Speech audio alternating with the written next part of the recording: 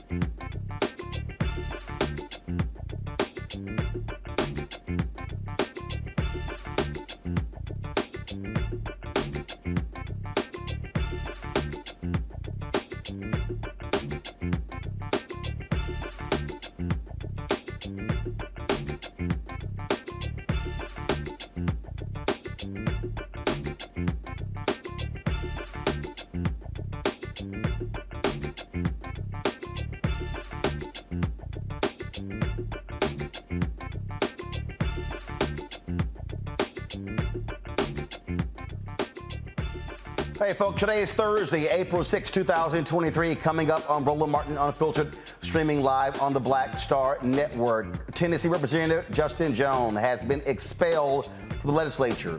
Republicans are debating the expelling another member, Representative Gloria Johnson. They also will be debating to expel Representative Justin Johnson. We will go live to the Tennessee legislature. We'll also talk with Mark Thompson, who is live in Nashville as well, to talk about what is going on there and how Republicans are absolutely abusing their power. This is one of those moments that should galvanize gun advocates, gun control advocates, but also should be galvanizing people across the country why we should throw out Republicans across this land for what they are trying to do in Tennessee and other states. Also on today's show, we'll talk about what Republicans are doing in Mississippi.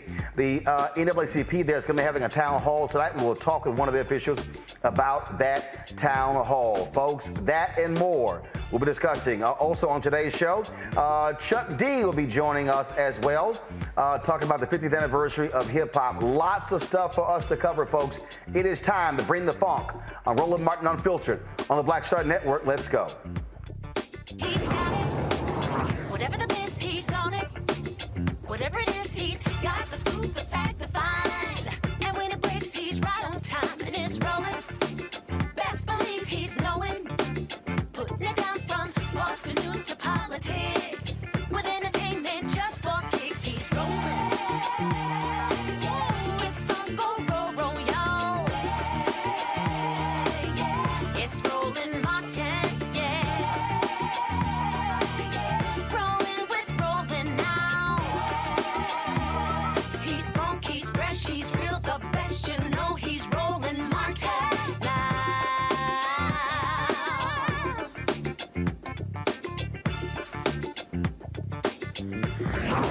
Martin! Pursuant to Article 2, Section 12 of the Constitution of the State of Tennessee, I hereby declare Representative Justin Jones of the 57th Representative District expelled from the House of Representatives of the 113th Assembly of the State of Tennessee. Folks, about an hour ago, that's what took place in Tennessee, where Republicans, with a supermajority, threw out one of three Democratic members who were standing with protesters last week in the wake of 6 people being killed at a Christian private school, including 3 children. Representative Justin Jones, an African-American, was again expelled by the Tennessee legislature. That has not happened, folks, in a very long time. Why was he expelled? For breaking a House rule. No, not any other crass behavior. Not taking bribes, not sexual assault, but that. When Representative Jones spoke on his behalf, he actually talked about the history and how there are members who have done egregious things and they were not expelled. Watch this. Let's talk about expulsion. For years, one of your colleagues who was an admitted child molester sat in this chamber. No expulsion. One member sits in this chamber who was found guilty of domestic violence. No expulsion.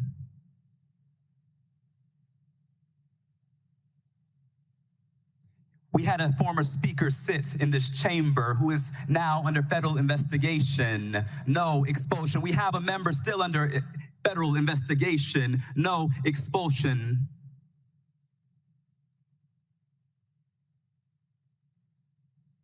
We had a member pee in another member's chair in this chamber. No expulsion. In fact, they're in leadership, but in the governor's administration. And so once again, what you're saying to us, since you're trying to put us on trial, I'll say what you're really putting on trial is the state of Tennessee. What you're really showing for the world is holding up a mirror to a state that is going back to some dark roots, a state in which the Ku Klux Klan was founded, is now attempting another power grab by silencing the 2 youngest Black representatives and one of the only women Democratic women in this body, that's what this is about. Let us be real today. Let us be real today. Colleagues, there's another part of this. This extreme measure is a violation twofold,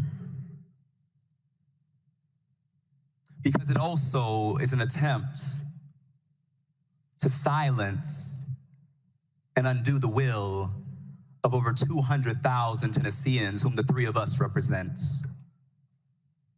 Your extreme measure is an attempt to subvert the will of voters who democratically elected us as representatives to speak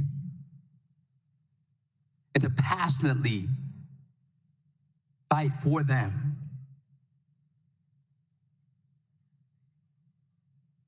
When I entered into this chamber, many members said, "What will you do with this supermajority?" I said, "We will fight for you. We will not bow down simply because they have numbers, because we know that we are on the right side of history and that this body is not the ultimate say." Howling. Folks, this is a live look at the Tennessee floor where Representative Gloria Johnson is giving her final comments before Republicans vote on whether to expel her from the legislature. I've spent much of my life dedicated to helping children. Appreciate you guys. You just made me get teary-eyed. And I really want to thank you for standing with me, because I know you care about children.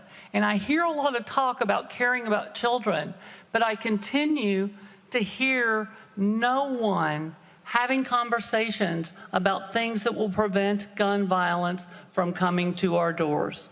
There are so many things we could do that would change the trajectory of where we're headed. More school shootings, more church shootings, more Waffle House shootings, all of these, theater shootings. It's happening everywhere, folks. There's one common denominator. It's the guns. It's the people that have the guns, because we are not doing anything to make sure that people who are not safe don't have guns. I'm a gun owner. I have a gun. I took a class so that I would know how to use that gun. I trained with my nephews, a Marine and an Air Force member. I shoot regularly because I think you have to be responsible. It's responsibly stored. It was my father's service revolver.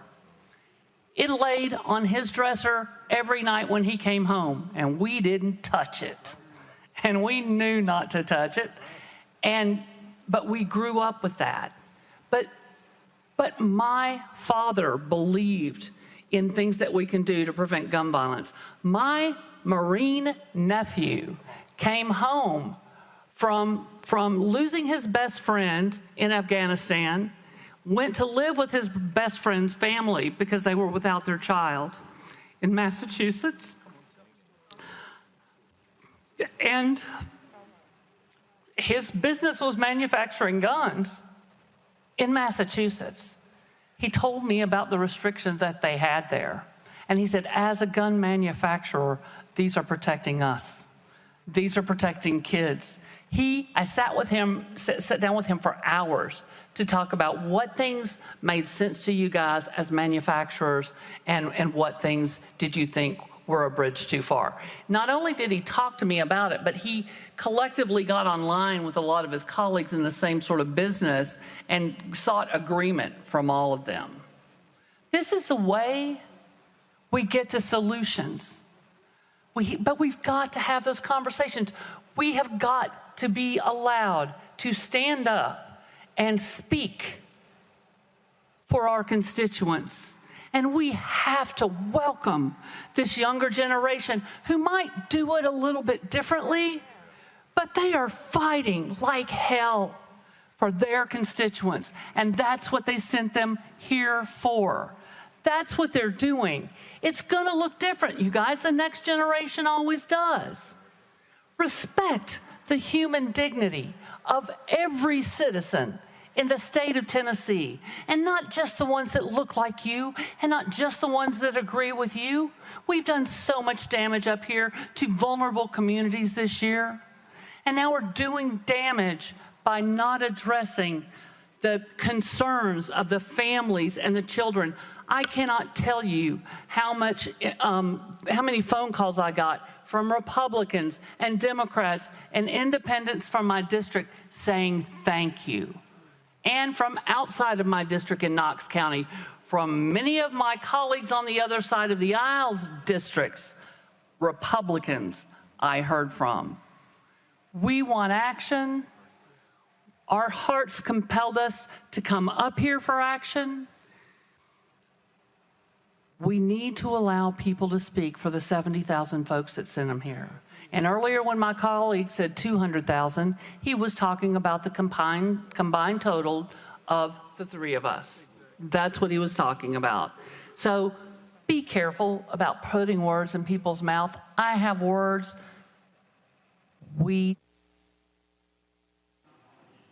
Thank you. We are voting on House Resolution 64. All those in favor vote aye when the bell rings. Those opposed vote no. Has every member voted? Does any member wish to change their vote?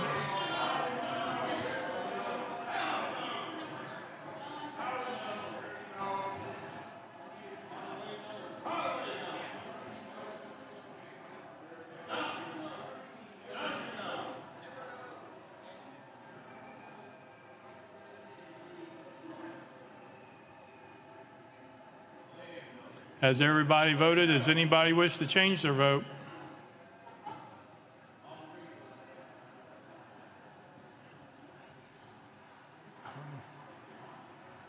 Mr. Clerk, take the vote. Aye, 65, 30 nays. House Resolution 64 fails.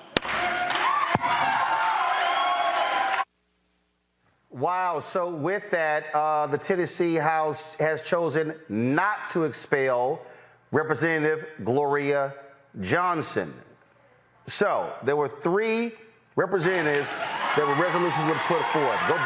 Go back to the chamber. Go video there. Again, Representative Justin Jones, 72 votes earlier to expel, 65 votes, 30 against. Representative Gloria Johnson not expelled. Now they're going to move to Representative Justin Johnson, the young brother, to determine whether to expel him. Mark Thompson is in Nashville. He has been there.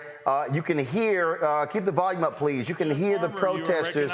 You can hear the protesters outside of the chamber. They're also there. They're also there in the chamber as well. House Resolution 63. Mark Thompson, just give us a sense of what this day has been like. Lots of drama there in Nashville. Mr. Speaker, I request that the clerk Yeah, read the resolution. it has been a very dramatic. Thank you for inviting me, Roland. It has been a dramatic day, an emotional day. It's been an historic day. And this supermajority Republican legislature, as Bible thumping as it is, does not comprehend the irony of trying 3 people on the eve of Good Friday and then expelling them, or in essence crucifying them. They just don't see that. And this even in the same week when this very same state recognized the observance of the crucifixion of 3 people in Memphis in 1968, Dr. King and the 2 sanitation workers. This is ridiculous. I've been talking to people here. I used to live here. I grew up in Nashville. In fact, I was a page in this very House of Representatives. My uncle was a chief sergeant at arms. I was talking to some people who still live here. I don't. And they say that the Republican Party and the Speaker of the House and the governor are so retaliatory that even when there were Republicans considering not doing this, they were afraid to not do it. They were afraid to do anything but go forward because of the potential of retaliation. All because 3 people stood up to oppose there not being any solutions to this ongoing gun violence, and that gun violence most recently visited that private school, that Christian school on Monday, Thursday today is, that gun violence visited that Christian school. I've known Justin for years. When he came to Fisk, he joined the church that I grew up in, the church where a mutual mentor of ours, Dr. James Lawson, taught nonviolence to John Lewis and Diane Nash and Bernard Lafayette and Marion Barry during the Nashville City Movement, Clark Memorial United Methodist Church. So it's Justin's nature to do this and to bring others with him, as he has our brother Justin Pearson from Memphis and Sister Johnson from right here in Davidson County. This is a very big deal. It's a very big setback, and it lets us know just how much further Tennessee is going backwards. Here's what's interesting, Roland. When I was here in high school, this was a blue state, and there were 2 senators, 2 Democrats. Mark, hold on one second. Representative Justin Pearson is about to speak. He's about to get his opportunity to answer to the resolution that is against him. And so we will go live to Tennessee. Be it further resolved that copies of this resolution be prepared and forwarded to Justin J. Pearson, the legislative body of Shelby County, the Honorable Bill Lee, Governor of the state of Tennessee, and the Honorable Trey Hargett, Secretary of State. Representative Pearson, you're recognized in the well.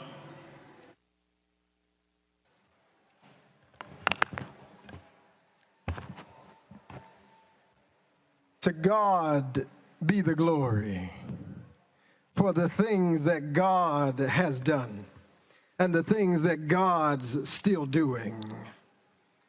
It is indeed a sad day for us in the state of Tennessee with the loss of Representative Justin Jones from this body. It is a victory of this movement that still says it matters to end gun violence in the state of Tennessee. This movement that still says it is time for just action and just reforms in our state, and to still have Representative Gloria Johnson serving in this House. That's the power of justice. There's been a refrain and a song going around in this movement. Power to the people. Power to the people, power to the people, power to the people, Hosanna. The Lord is my light and my salvation. Whom shall I fear?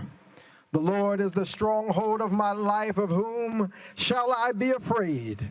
When the wicked advance against me to devour me, it is my enemies and foes who will stumble and fall. Though an army besiege me, my heart will not fear. Though war break out against me, even then will I be confident. One thing I ask of the Lord, this only that I seek after, that I may dwell in the house of the Lord all the days of my life, to gaze upon the beauty of the Lord and to seek God in God's temple. For in the day of trouble, God will keep me safe in God's dwelling. God will hide me in the shelter of God's sacred tent and set me high upon a rock. Then my head will be exalted. Above the enemies who surround me at his sacred tent I'll sacrifice. With shouts of joy and thanksgiving I'll sing and make music to the Lord. Hear my voice when I call, Lord.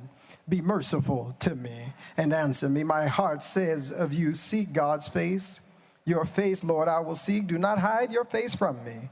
Do not turn your servant away in anger. You have been my helper. Do not reject me or forsake me, God, my Savior. Though my father or mother or siblings or colleagues might forsake me, the Lord will receive me. Teach me your way, Lord. Lead me in a straight path because of my oppressors. Do not turn me over to the desires of my foes, for false witnesses rise up against me. Do not turn me over to the desires of my foes, for false witnesses rise up against me, spouting malicious accusations. I remain confident of this. that I will see the goodness of the Lord in the land of the living. Wait for the Lord. Be strong and take heart and wait for the Lord. I give thanksgivings to Dr. Kimberly Owens Pearson, Reverend Jason C. Pearson Sr., my fiance Oceanae, my brother Keyshawn, who stands in the gap for Jason II, Temperance, and Jalen, and to everyone in District 86 in Memphis and Millington of the community who is here demanding justice. We are here because of a tragedy. Covenant School shooting victims Catherine Kuntz, Mike Hill, Cynthia Peak, Evelyn Deekhouse, Haley Scruggs, and William Kinney. We're here because of a tragedy, because we spoke up about the tragedy of gun violence that continues to perpetuate and persist in our state. We're here today witnessing injustice against the First Amendment. We spoke up for gun control and the end of gun violence. We're here today. We're being sought to be expelled from this, the People's House, for speaking up about the need for gun control because we broke some house rules. We're here today because of House Resolutions 63, 64, and 65. Rules, I will tell you that I was never told about.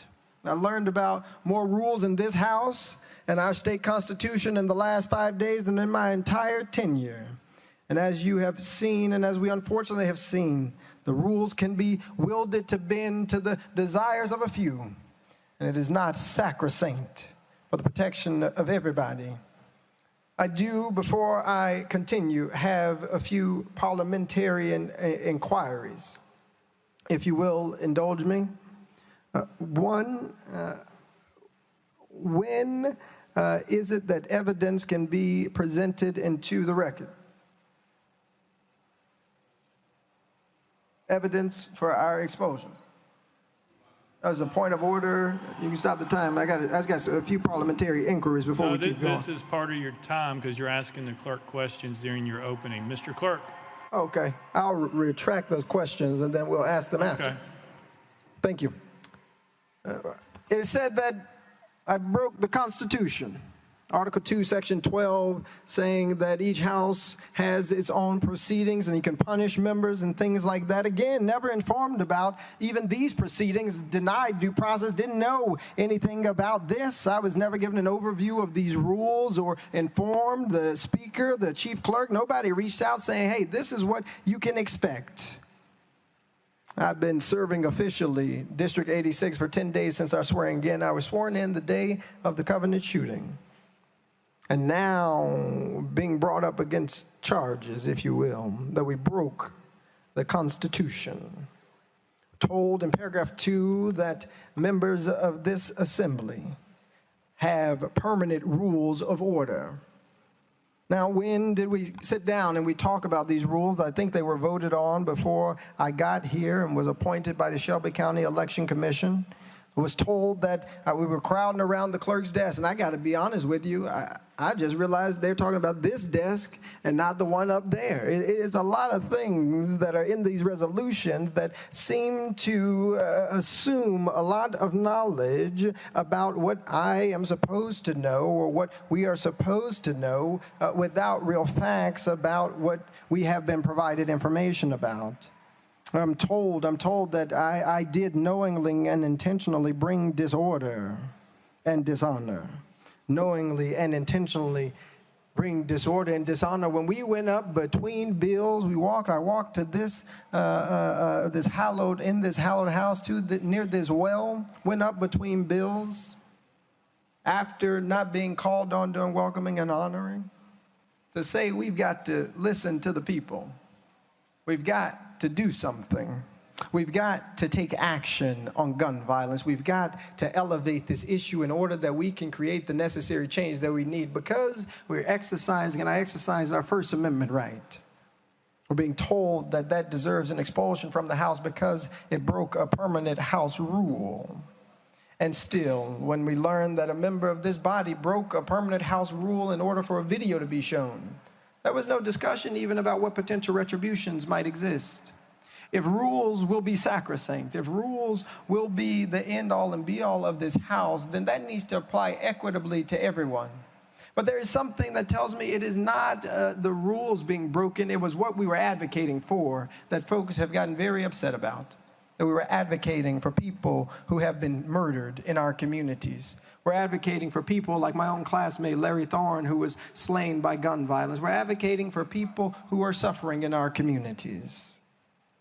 We're told in this resolution that I proceeded to disrupt the proceedings of the House of Representatives from approximately 10:50 until approximately 11:42. And my fiance, she's a lawyer-to-be, and I have to tell you, if you go back, and this is one of the questions that I have, and we can start working on pulling up, if you look at the video, at 10:50 a.m., this House is in recess. And the question that I'm pondering is it possible for House members to break permanent rules of order when the House is in recess?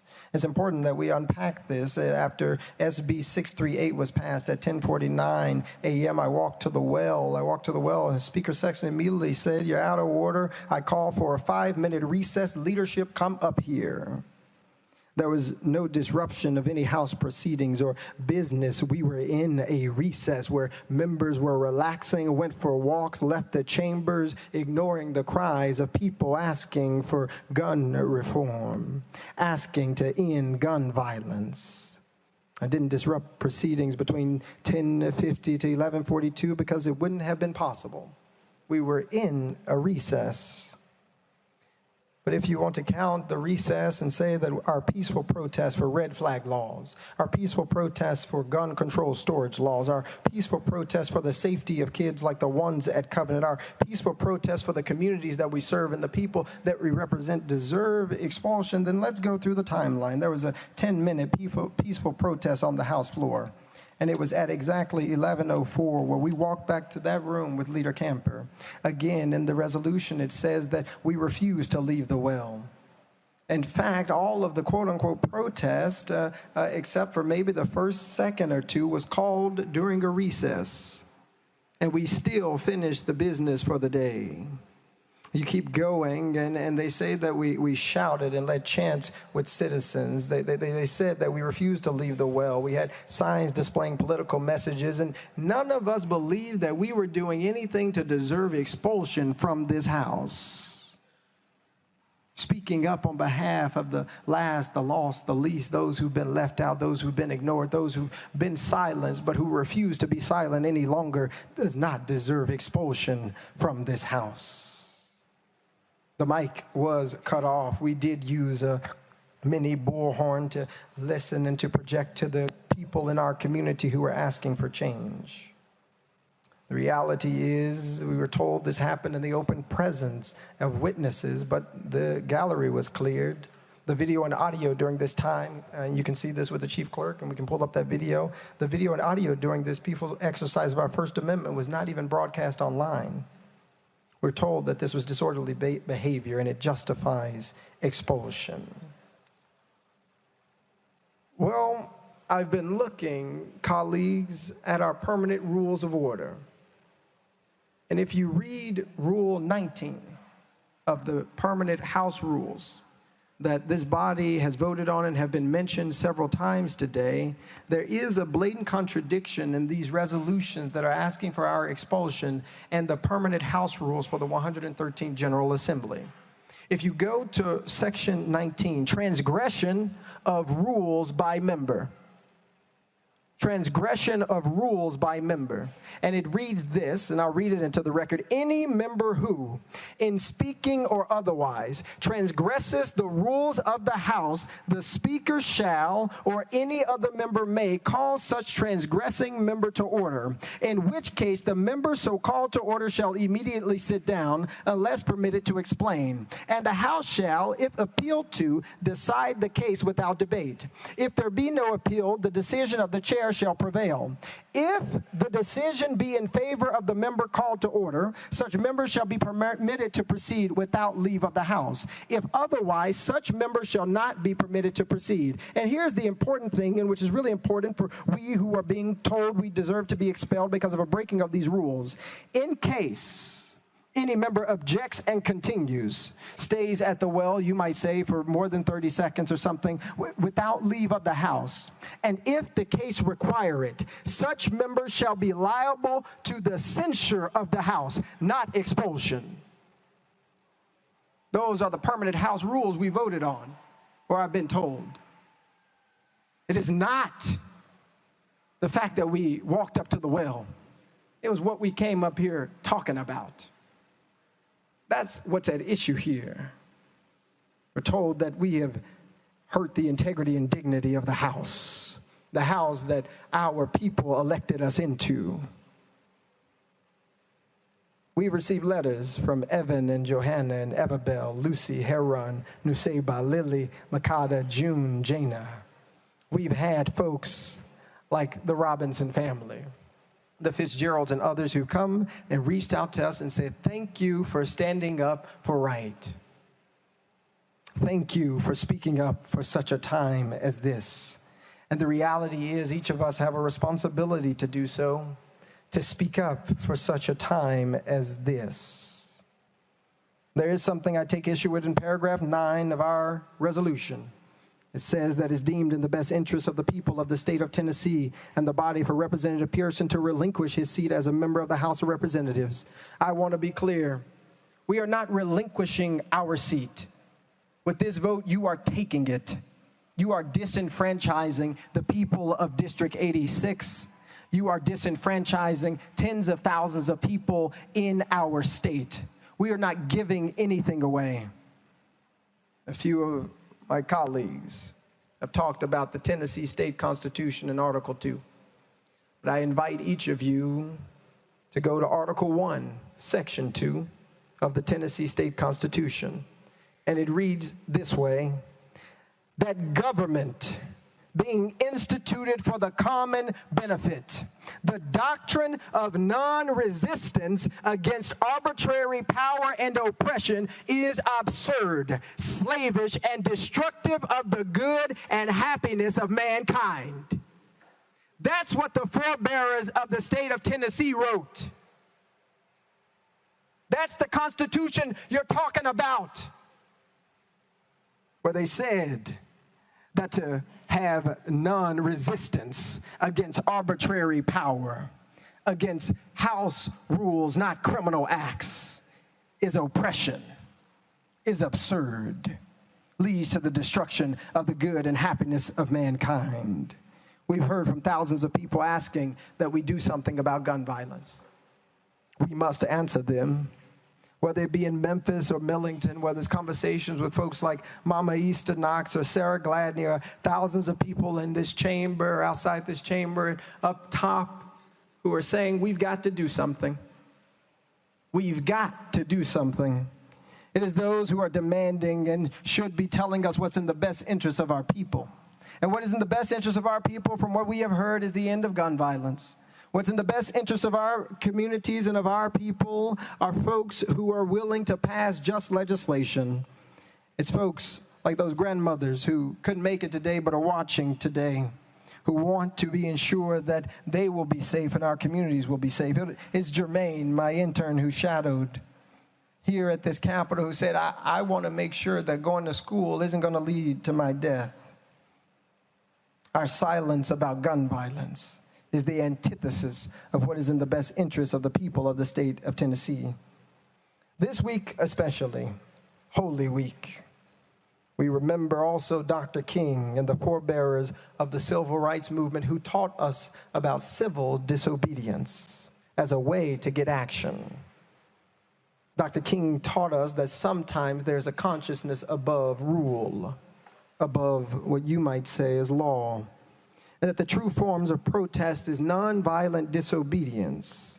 For less than a few minutes, we and you are seeking to expel District 86's representation from this House in a country that was built on a protest. In a country that was built on a protest. You who celebrate July 4th, 1776, pop fireworks and eat hot dogs. You say to protest is wrong because you spoke out of turn, because you spoke up for people who are marginalized. You spoke up for children who won't ever be able to speak again. You spoke up for parents who don't want to live in fear. You spoke up for Larry Thorne, who was murdered by gun violence. You spoke up for people that we don't want to care about. In a country built on people who speak out of turn, who spoke out of turn, who fought out of turn to build a nation. I come from a long line of people who have resisted. I come from a long line of people who have fought injustice. I come from a long line of people who know what it means to face adversity in difficult days, who knows what it means to have words that mean something, that doesn't call peaceful protesters insurrectionists, doesn't call people who advocate for the end of gun violence the folks who would actually kill law enforcement officers, talking about children and teens who are being persecuted by the words that we speak. And I must say to you, as I wrap up this portion, that we all have a responsibility. We all have an obligation to do what is just, to do what is right, and to do what is fair. And what I can promise to those of you who have cried today, those of you who mourn the seeming end and assault on our democracy, what I can say to folks who are worried about whether or not, as one sign said, am I next? What I can say to you is that the movement for justice can never die, because the heart for justice can never be killed, because it lives and it beats in each and every one of us. It cannot die because we will not let it die. I'll tell you that folks have tried to kill it. They tried to put it on a tree called Calvary. They tried to kill hope and love, but resurrection is always guaranteed after persecution.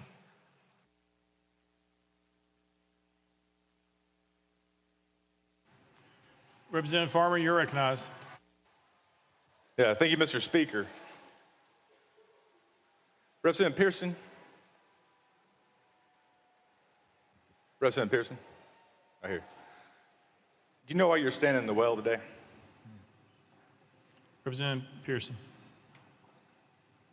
Yes, hold on one second.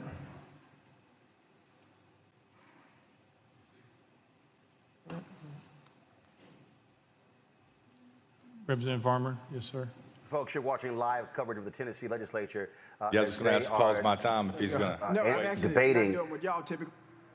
Representative Pearson. Whether to expel. Yeah, I'm actually not trying to run out of your time. Representative Justin Pearson. Earlier, they expelled Representative Justin Jones, and they voted not to expel Representative Gloria Johnson. Because I came to this well using our First Amendment rights to speak up after the violent killing with assault rifles of beautiful human being Catherine Coons, Mike Hill, Cynthia Peake, Evelyn D. Cowles, Haley Scruggs, and William Kinney. Representative Farmer. Thank you, Mr. Speaker. No, you're wrong. You're in the well today because you broke rules of decorum. Wouldn't you agree? Representative Pearson. I believe I'm in the well today because you have put forward a resolution that says that it's more important to expel voices of dissent than do the work of justice, which is fighting to end gun violence in the state of Tennessee. I believe that I'm in the well today because I, with the courage of ancestors and family and loved ones and communities, stood up and spoke up for folks like my classmate Larry Thorne, who can speak no more because of the proliferation of guns in Tennessee. I believe that I'm in the well today because you have decided that it is not right to have debate. It is not right to listen to the voices of the minority. I believe I'm in the well today because on the day that we wanted to honor the thousands of people who protested, we were denied that opportunity. I believe that I'm here because you feel in your heart that it is right to persecute someone who has committed no crime, who has only broken what you call the House decorum rule, which according to Section 19 of the House Permanent Rules of Order say that at worst the thing that should happen is censure. But instead, you have brought forward a terrible resolution to deprive and disenfranchise thousands of people in Shelby County of a representative who will and can speak and advocate for them. And I believe, Representative Farmer, that that is wrong. Representative Farmer. Thank you, Mr. Speaker. And I want to just remind you of a letter you sent the members of this General Assembly on April 3rd. I recognized I did not follow decorum this past Thursday on the House floor, and I take full responsibility and accountability for my actions. What changed between the letter you sent the members and the account you just gave? Because either A, you were telling a lie here, or you were telling a lie right up there at that podium. So what's the truth? Representative Pearson. Thank you, Representative Farmer. I did write that letter, and I still stand by it. We broke, I later learned, rules of House decorum by coming up to the floor. And I do take full accountability and responsibility for my actions, because I don't want the names of Catherine Kuntz and Mike Hill and Cynthia Peake and Evelyn Deekhouse and Haley Scruggs and William Kinney and folks like Larry Thorne to go into an ether of silence. You're right that coming up to the House floor without the speaker saying something broke a rule of House decorum, but it did not break a rule that deserves the expulsion of members of this body. We committed no crime.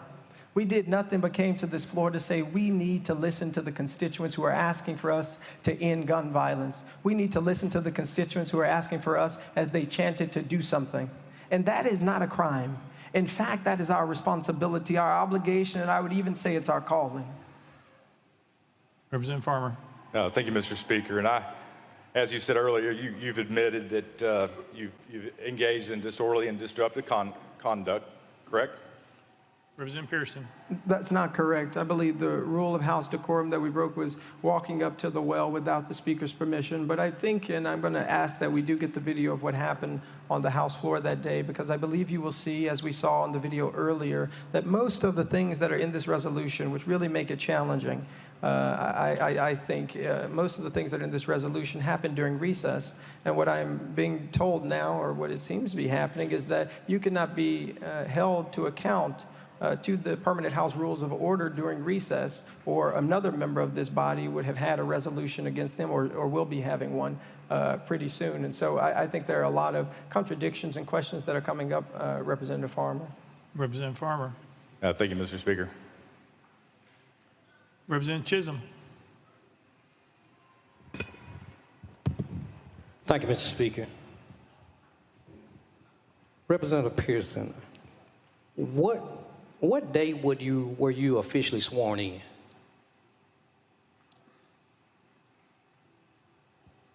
I'm sorry, Representative Pearson. I was sworn in on the 27th, so Monday last. Representative Chisholm. The 27th of March. So I bet you've learned a lot about the House rules over the last few weeks, huh? Representative Pearson. Yeah, most certainly have learned a lot, and we're really fortunate to also serve in an interim role to see how this House operates. And I have to say the way that it operated today was quite different than what I've seen in past sessions. Representative Chisholm. Thank you, Mr. Speaker. Members, I'm standing here to fight for our member. I'm standing here to fight for all of our members, because we have a new member standing in a well defending his right to even be here. A member who was sworn in less than 2 weeks ago. A member that is just learning the decorum of this body.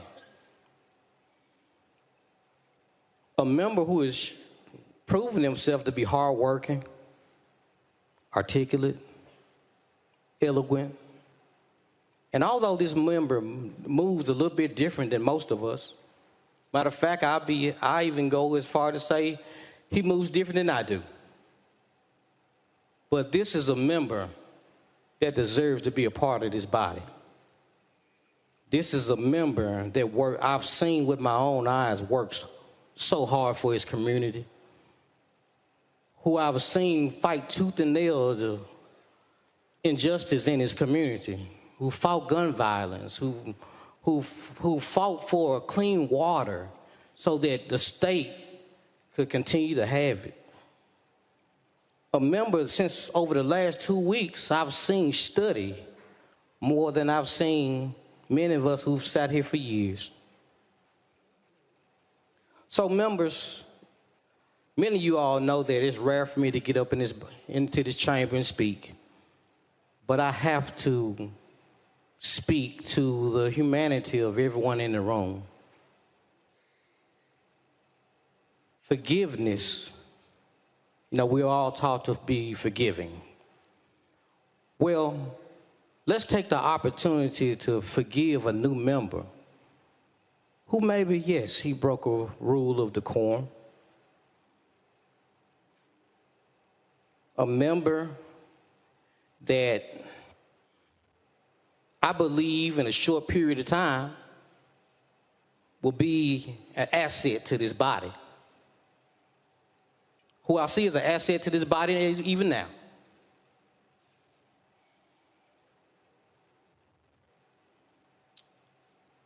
Members, we've seen, it's been said many times that we've seen many members of this body violate rules and are still here, who violated decorum in a much severe manner than a member just standing in the podium, who are still here. And members, let's remember that as we talk about forgiveness and as we talk about the member in question right now, let's remember who's watching us right now. Let's remember who's in the hallway. And let's not forget about those children that lost their lives.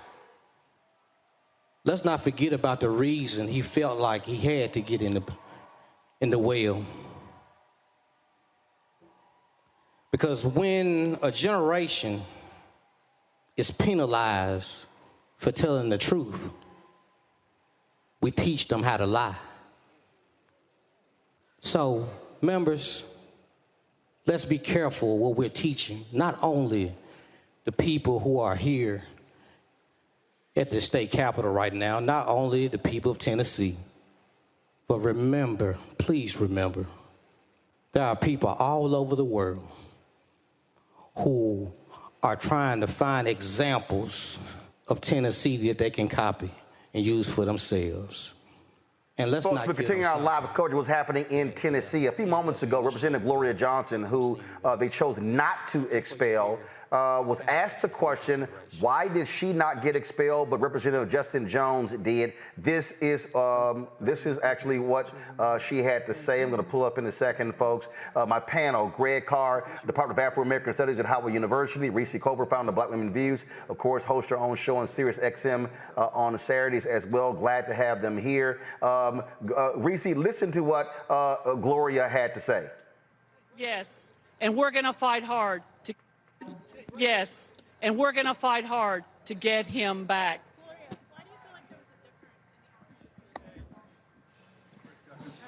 I will answer your question.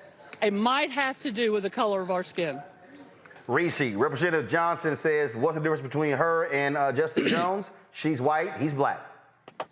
Point blank and a period. White women tears are undefeated, okay? We saw what Iowa earlier, even though those white girls weren't really complaining. It was all the other white folks.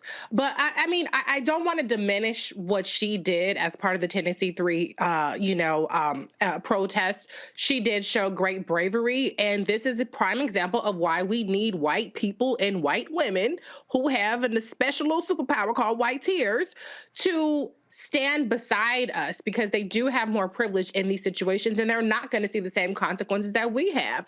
But I did have an ain't that about a bitch moment when she was not voted to be expelled. Now, she still had a majority of votes to get expelled, but in this case, you needed 2/3 majority in order to expel the member, and that's not what happened in this case.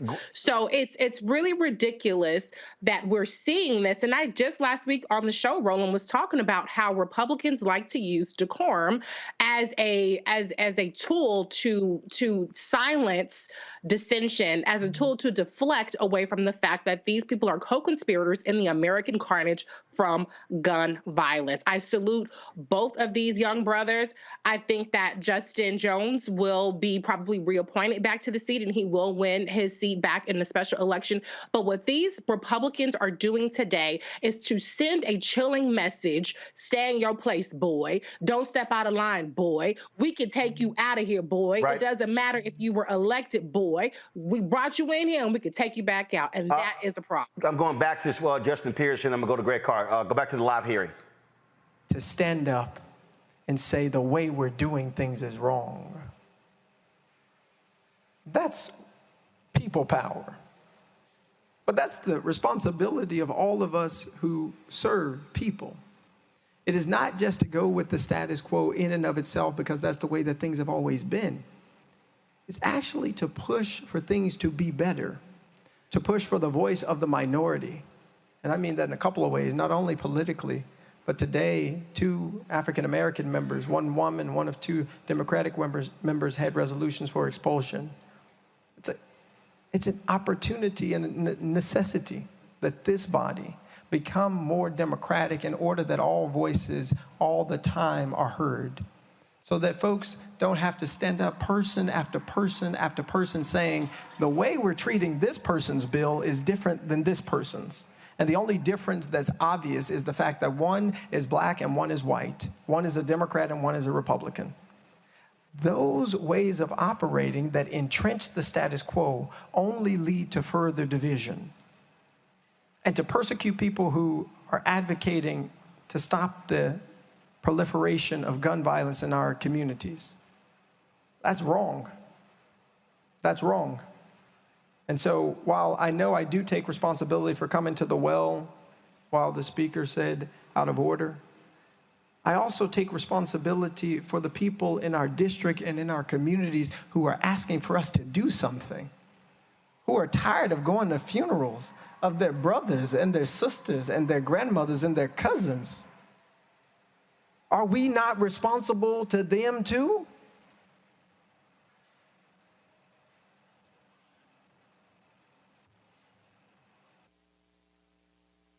I'll take any other questions. They're going to continue the questioning here. Greg Carr, I want you to jump in here as well. Look, this is your home state. You see exactly what's going on. And here you have, again, one of these Republicans who are trying to jam up. Just listen to this crap, then let Greg comment. Go. It wasn't an easy thing for me to do.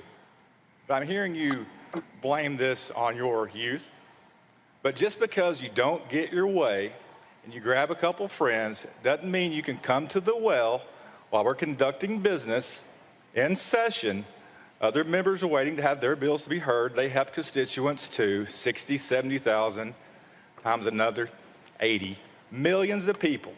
Just because you don't get your way, you can't come to the well, bring your friends, and throw a temper tantrum with an adolescent bullhorn. It doesn't give you the right. Greg, the reason I find this hilarious, we've heard other folks talk about how there have been temper tantrums on the floor, how a former Speaker of the House was elected who had to have state troopers escort him to and from his office. Really? Yeah, Roland, as you can imagine, I'm really not in the mood tonight. I had a visit from about 50 students from Atlanta to my afternoon class. I came soaring, and then I come in to hear this damn hillbilly. This punk-ass Andrew Farmer from East Tennessee, a graduate of the August East Tennessee State University, and got his JD from the Thomas Cooley Law School in Lansing, Michigan, not worth the paper it's printed on. This hillbilly with his hair slicked back and some glasses he borrowed from CVS or wherever. This hillbilly talking about decorum. This hillbilly pointing with his fake Burberry tie and his punk-ass shirt on and looking a little bit punkish. You see, these are not people to talk to. They must be overrun. You understand? Look at this hillbilly. Looking at that young brother. Looking at Brother Pearson, not even 30 years old, 27 years old, out of Memphis. Went to Bowdoin University in Maine, Bowdoin College in Maine. Now, yeah, his preacherly cadence I might find a little contrived, but I'm from Tennessee. I know what preachers sound like, and I'm not going to, And Justin Jones, he's from Oakland. He's got a bit of a style himself. But you know who was given the most eloquent moment today? It wasn't even Gloria Johnson, who I agree with Reese. She's a white woman. It's just she didn't have to get out. Plus, she talked about guns. Jesse Chisholm. Jesse Chisholm, who's 43 years old. Jesse Chisholm from Nashville. He went to Overton. I went to Hillsborough, right around the corner from where those 6 got shot, by the way, last week. Jesse Chisholm, who went to Morehouse. Jesse Chisholm said something very moving as he defended his brother. Jesse Chisholm represents District 85. Justin Pearson represents District 86, West Tennessee. In Memphis, Jesse Pearson said, you know, he moves different than I do. He moves different than I do, but that is no reason to expel him. He said, I have to speak to the humanity of everyone in this room. That's what Jesse Chisholm said. And let me end with this, Roland. In the words of Malcolm X, Brother Chisholm, you're speaking a language they don't understand.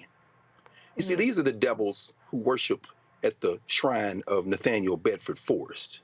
Yep. When those young representatives tried to get that bus removed. These are the crackers, you understand. I'm using cracker very deliberately now, not in a pejorative sense, but in the sense of class, the way the rich of Georgia and Tennessee and Alabama referred to the poor whites, the rednecks, because the sun baked down on their necks and turned them red in the dirt. These are the ancestors of Andrew Farmer who worship the Ku Klux Klan. There is no common language, Representative Chisholm. God bless you, brother, in this Easter week for you saying I have to speak to the humanity of everyone in this room, but they are not all human beings in this room. These devils are out for political lynching. And the vice mayor of Nashville has already called for a special meeting of the Nashville City Council on Monday. They are going to take up the District 52 vacancy of Justin Jones, and they're probably going to reappoint Justin Jones because according to the rules of Tennessee state constitution and legislature and the local governments, you can't be expelled from the House on the same thing twice. So they're going to be back. This is political theater. But damn it, you ain't got to move. And I'll wear dashikis. You understand? I see that brother there standing in a dashiki. That's fine. But guess what? When our brother Jesse Chisholm said he don't move like I move, but we need to talk to our common humanity, brother Jesse, you're wasting your breath. The only way you break the back of these white boys is to break their political back, grind it into dust. Now y'all get out there and vote. And like you said, like you asked, where's the damn NAACP? Where are all the street protesters? Where are the people? Break their backs. Send their asses home. Break their backs. They cannot be discussed. This is the end of any discussion with these hillbillies. The world should be watching this today. I have no idea where in the hell where the Tennessee NAACP is. I asked that question. Why are they not mobilizing and organizing? Let's go back to hear Representative Justin Pearson. The well of this House saying we've got to do something. That's what I would like to be doing. And so you brought attention or tried to bring attention to me, but I want to turn the attention to the people. The people who will never be able to throw a temper tantrum for gun violence. You know, the Larry Thorns, the Catherine Kuntzes, the Mike Hills, the Cynthia Peaks, the Evelyn Decaus, the Haley Scruggs, the William Kennedys, who will never have a chance to throw what you call a temper tantrum for justice, for gun reform, for the ending of gun violence. They'll never have a chance. Because we haven't taken our oath seriously. Because we don't take people who we disagree with seriously. We tell them, you just are throwing a temper tantrum. And again, these are the same folks who live in one of the greatest democracies, as we've been told, in the United States of America. A place and an institution, in fact, I would argue, that was built on protest. An institution that was built on people throwing temper tantrums against injustice and what they viewed as injustice. It isn't a temper tantrum to say that kids should actually go to schools that are safe. Neighborhoods shouldn't have to have thousands of police officers to be safe. We shouldn't have to worry about going to the grocery store, as in some cases going to the movie theater, and someone coming with an assault rifle and killing us. That's not throwing a temper tantrum, sponsor.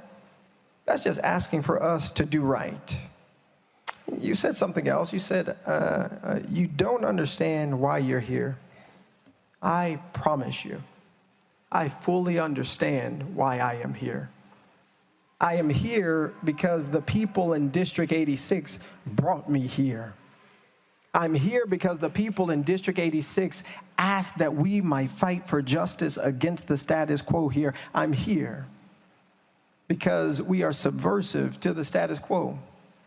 One that is young, one that is diverse, one that calls into question the ways that we have been operating that are not working. Because if they were working, those kids would be alive. Larry would be alive.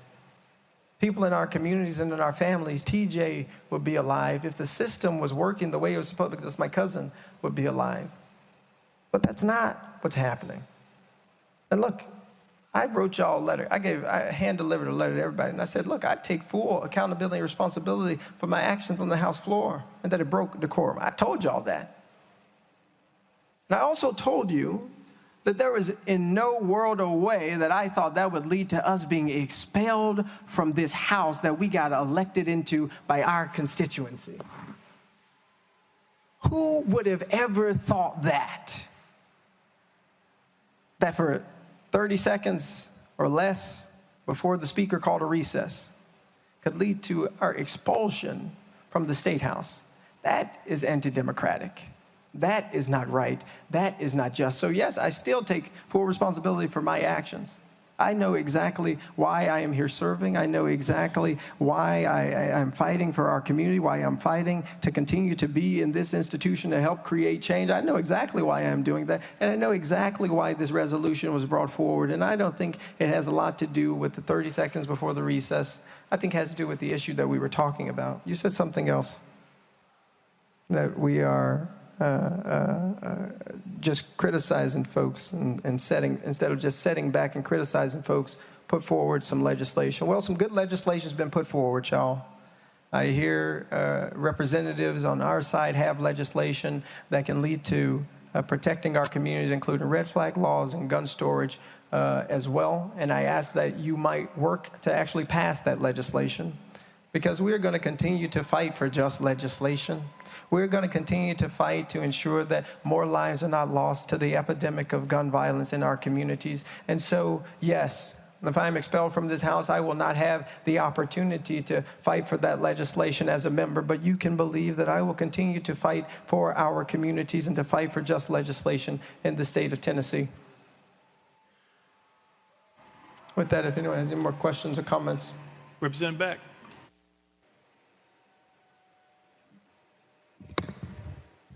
Thank you, Mr. Speaker. I've been trying to get the podium all day, but I've been cut off, and I know that's part of our democracy. But I wanted to just talk to y'all real quick about when I wasn't here. We've had 3 cases now, 4 of people being expelled from the House. The only one that I've been at was Jeremy Durham up until Representative Jones earlier. But Jeremy Durham, about half of y'all were here then. I kept hearing that Jeremy Durham did not have his due process. Do you remember that, the ones who were here? Due process, due process. So let's talk about due process just a minute. Due process is under the Constitution, where if we take your life, liberty, or property, there's a process that the government has to go through. And obviously, we're not sentencing him to death. Obviously, we're not taking his liberty by sending him to jail. But we are taking his property. His job is his property. His elected position in this House is his property. And because of that, and we are a government entity. Now, folks, we're going to continue to monitor this. When you heard them say, you just heard the speaker here reference Representative Jeremy Durham. Jeremy Durham was a member of the legislature there in Tennessee who was accused of sexual misconduct. Okay, guys, sexual misconduct. So let's just be real clear what we're talking about here. Again, what you're dealing with. In fact, this is a story here. Durham was a Republican. He was expelled from the legislature in 2016, months after an investigation by the Nashville Tennessean revealed inappropriate text messages to several women. A subsequent investigation by the Tennessee Attorney General's office detailed allegations by 22 women that Durham made lewd comments, gave inappropriate hugs, and had sex with a 20-year-old college student political worker at his legislative office and home. The Tennessee Bureau of Ethics and Campaign Finance launched its own investigation, ultimately levying the harshest fine campaign finance officials have issued against an elected official. The investigation found Durham violated campaign finance laws hundreds of times, spending thousands of donor money on goods and services not related to his campaign. And you had Republicans, Reese, today stand up and say this man who they expelled didn't have due process, and they are literally kicking. They've already kicked out one brother. They're likely going to kick out a second brother for breaking a rule. Go to hell, bitch. This is a straight up Klan meeting at this point, and the gaslighting is ridiculous. I mean, he was giving way like we lynching your boy. I mean, you just gonna be out of a job, boy. You know, it's so fucking racist and disgusting the way that they're trying to be clear the black men, because the white lady, bless her heart, Representative Gloria Johnson did not lose her job in this point. She doesn't have to go through the whole situation again. This looks like a Klan meeting. It's so racist. It's disgusting, but they can get away with it because who gonna check them? Tennessee is one of the least voting states when it comes to youth turnout. 13% of the youth in Tennessee vote. When it comes to the greater electorate of registered voters, 38% of Tennesseans vote. And so this is the kind of Klan leadership, not leadership, that you get, the kind of fascism that you get when you keep your ass at home and vote. And there's no surprise, too, that the people that they are targeting to disenfranchise are black districts. Representative Pearson's district is 40-something% more black than the average Tennessee state district. The same goes for Representative Johnson, who was expelled. And so they're trying to send a message to not just these particular gentlemen, but to the voters. Don't send somebody here that's going to rock the boat, because we'll send their asses packing all over again. And I hope that when these two gentlemen come up for a vote, if Representative Pearson does get expelled, that the voters tell them, take that message and shove it up your ass. We're going to send people in there that are going to do what needs to be done so that we get justice and we get gun control in this country, for starters. Greg, if I'm the White House, you know what I'm doing? I am inviting all three of them to the White House tomorrow. I am standing there and I am calling out these Republicans. I am putting them on blast. I'm saying we stand with them on gun control. And if I'm President Joe Biden and Vice President Kamala Harris, I'm also saying we will come to your districts and campaign for you. This is a moment that you use to mobilize young voters, mobilize the thousands. Listen, as these people are talking, if y'all are listening, when we run the coverage, when you hear, they are literally there outside the chamber watching this, yelling and screaming. This is an opportunity for Democrats to use this in the state of Tennessee to mobilize and organize. And guess what? Yeah. You might be able to break the supermajority there in Tennessee. But if they do not take advantage of the moment, Greg, then you lose it. Absolutely, bro. I don't know. Let me tell you, my position on this is very well known. The United States of America is a criminal enterprise. It is going to implode. The only question is when. Will it be 100 years from now, 50 years from now? And I say that as a preface, not because anybody doesn't already know that, but I'm saying that because what you said is also true, Roland.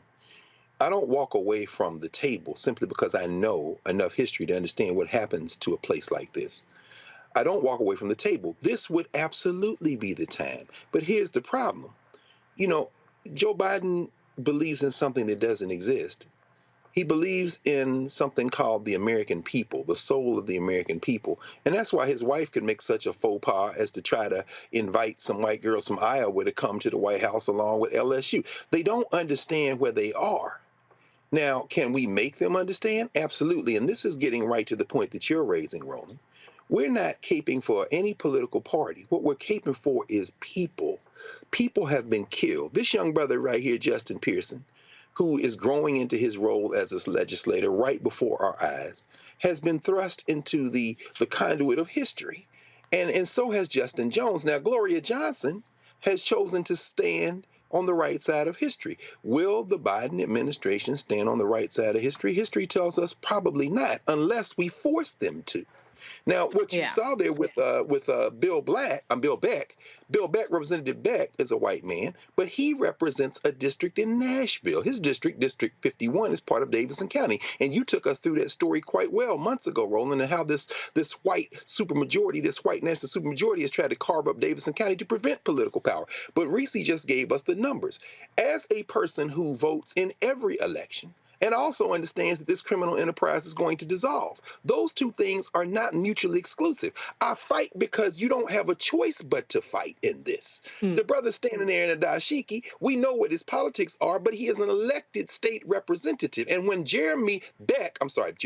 when Bill Beck said that you are taking his property, his elected position, that's why we have lawyers. Perhaps the greatest Black legislator in the history of that funky-ass legislature that sits literally on John Lewis Way in downtown Nashville, perhaps the greatest legislator who has ever walked in those halls, is named Avon N. Williams, Jr. Avon Williams was a lawyer and a Tennessee state senator, and at one time they called him the most hated black man in Tennessee because he was the lawyer that forced them to desegregate in Tennessee. He was the lawyer that negotiated and forced them to merge the University of Tennessee, Nashville with Tennessee State, and Tennessee State took over the University of Tennessee, Nashville. He was hated, but he fought in there with both fists. In that tradition, we have to overrun these white boys. You've got to participate in democracy for it to work. And I'm trying to explain to people, we've got to go back to their Tennessee, and we're showing you this. I know what other networks, what they're not doing. That's why we actually have our own. We don't have to depend upon them. Folks, listen to me clearly. This is a moment. I keep telling y'all, there's a through line from Tennessee to Georgia to Florida to Texas to Mississippi to Alabama. We can keep going. This is what they're going to do. This is why I wrote this book. What you are seeing right now, y'all, is white fear. How the browning of America is making white folks lose their minds. It is happening. And if you sit your ass on the sideline, if you keep listening to these old yahoos, and let me go ahead and say it, where's all the punk-ass new black media people? Are they standing with Justin Jones? Are they standing with Justin Pearson? Do they have their back? No. Are they broadcasting right now? No, they're not. You know why? Because they're not serious. And so what we have to understand is this is fighting for black people. When they expel 2 black members, they are targeting black people. Period.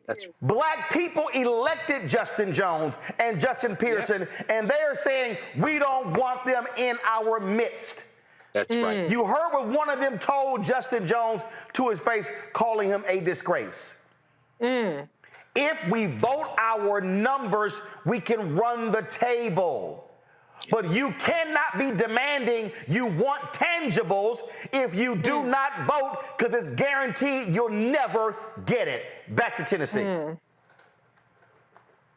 When you step into the well with a bullhorn and are yelling and screaming and are sharing with the people of this state that you believe that none of us care, and you shut down the ability of even a response, surely you can at least admit that that is an egregious thing to shut out other voices, because only together with everybody's thoughts at the table, everybody's voice at the table, can we possibly solve the problems that plague our day. Every single voice is important. Yours, mine, everyone's. Does it not matter to you that in doing so, you shut down every other voice and elevated yourself even above the very families who were going through hell because their loved ones were killed? And it appeared to us as if in that broach of protocol. Y'all to know that earlier, when it came to Representative Jones, they cut off debate. So he's saying that they shut off voices. They would not let everyone who sat up to talk because they simply called the question. This is exactly what they do. What you're seeing is white Republican performative politics right now. That is what they're doing. Y'all, they literally walked up to the damn podium. We had other members describe fights breaking out. Fights breaking out. I would ask. And they literally are bitching about, oh my God, you walked up and you disturbed. Here's the other deal. They broke a House rule. Earlier, they introduced a damn video showing what happened, and the shooting of that video broke a House rule. Yes, sir. And then they said, who was the member who shot it? Come forward. Nobody came forward. I wanted to share that because I just so y'all understand on how the BS at play. Let's hear Representative Pearson respond to this idiot. This exchange, because this is the way that I know how to resolve things, to talk about them and share ideas and share our differences in a way that comes to better results. What are your thoughts on that? Representative Pearson. Leader Lambert, you're wrong. I don't think that one person's voice is more important than anybody's, especially the 96 or so other folks. But what about the thousands of people who were here that Thursday who you never recognized? What about the thousands of people here who your colleagues never made eye contact with or smirked at and gave a thumbs up or laughed at? What about the thousands of people who came here saying, we need to end gun violence and we need you to do something, and they were called insurrectionists by the Speaker of this House? What about the thousands of people who marched the streets of Nashville and came up to this Capitol asking that we do something, but instead of getting just legislation that might protect our schools, we're saying put more guns in schools? I have to tell you, Leader Lambert, I'm shocked that you would say that you care so much about debate in this moment. I am, because I've seen and talked with a young person today who said they came to you and they were talking with you, and there was another representative, Representative Jones, there. And he was trying to speak with you, and you yelled at him, "I've heard enough from you, young man." You said that to another equal member of this body. And so it is hard for me to now listen to you, a person who has yet to put forward legislation that I believe or that I think has had the true input of other members of this House and other members of this body's input that could actually help protect and save our communities. I haven't heard you talk about the red flag gun laws that you're ready to propose. I haven't heard you talk about the gun storage bills that you're ready to propose. I haven't heard you talking about those things or putting resources or money towards our communities that are suffering from gun violence. I haven't heard you do those things just yet.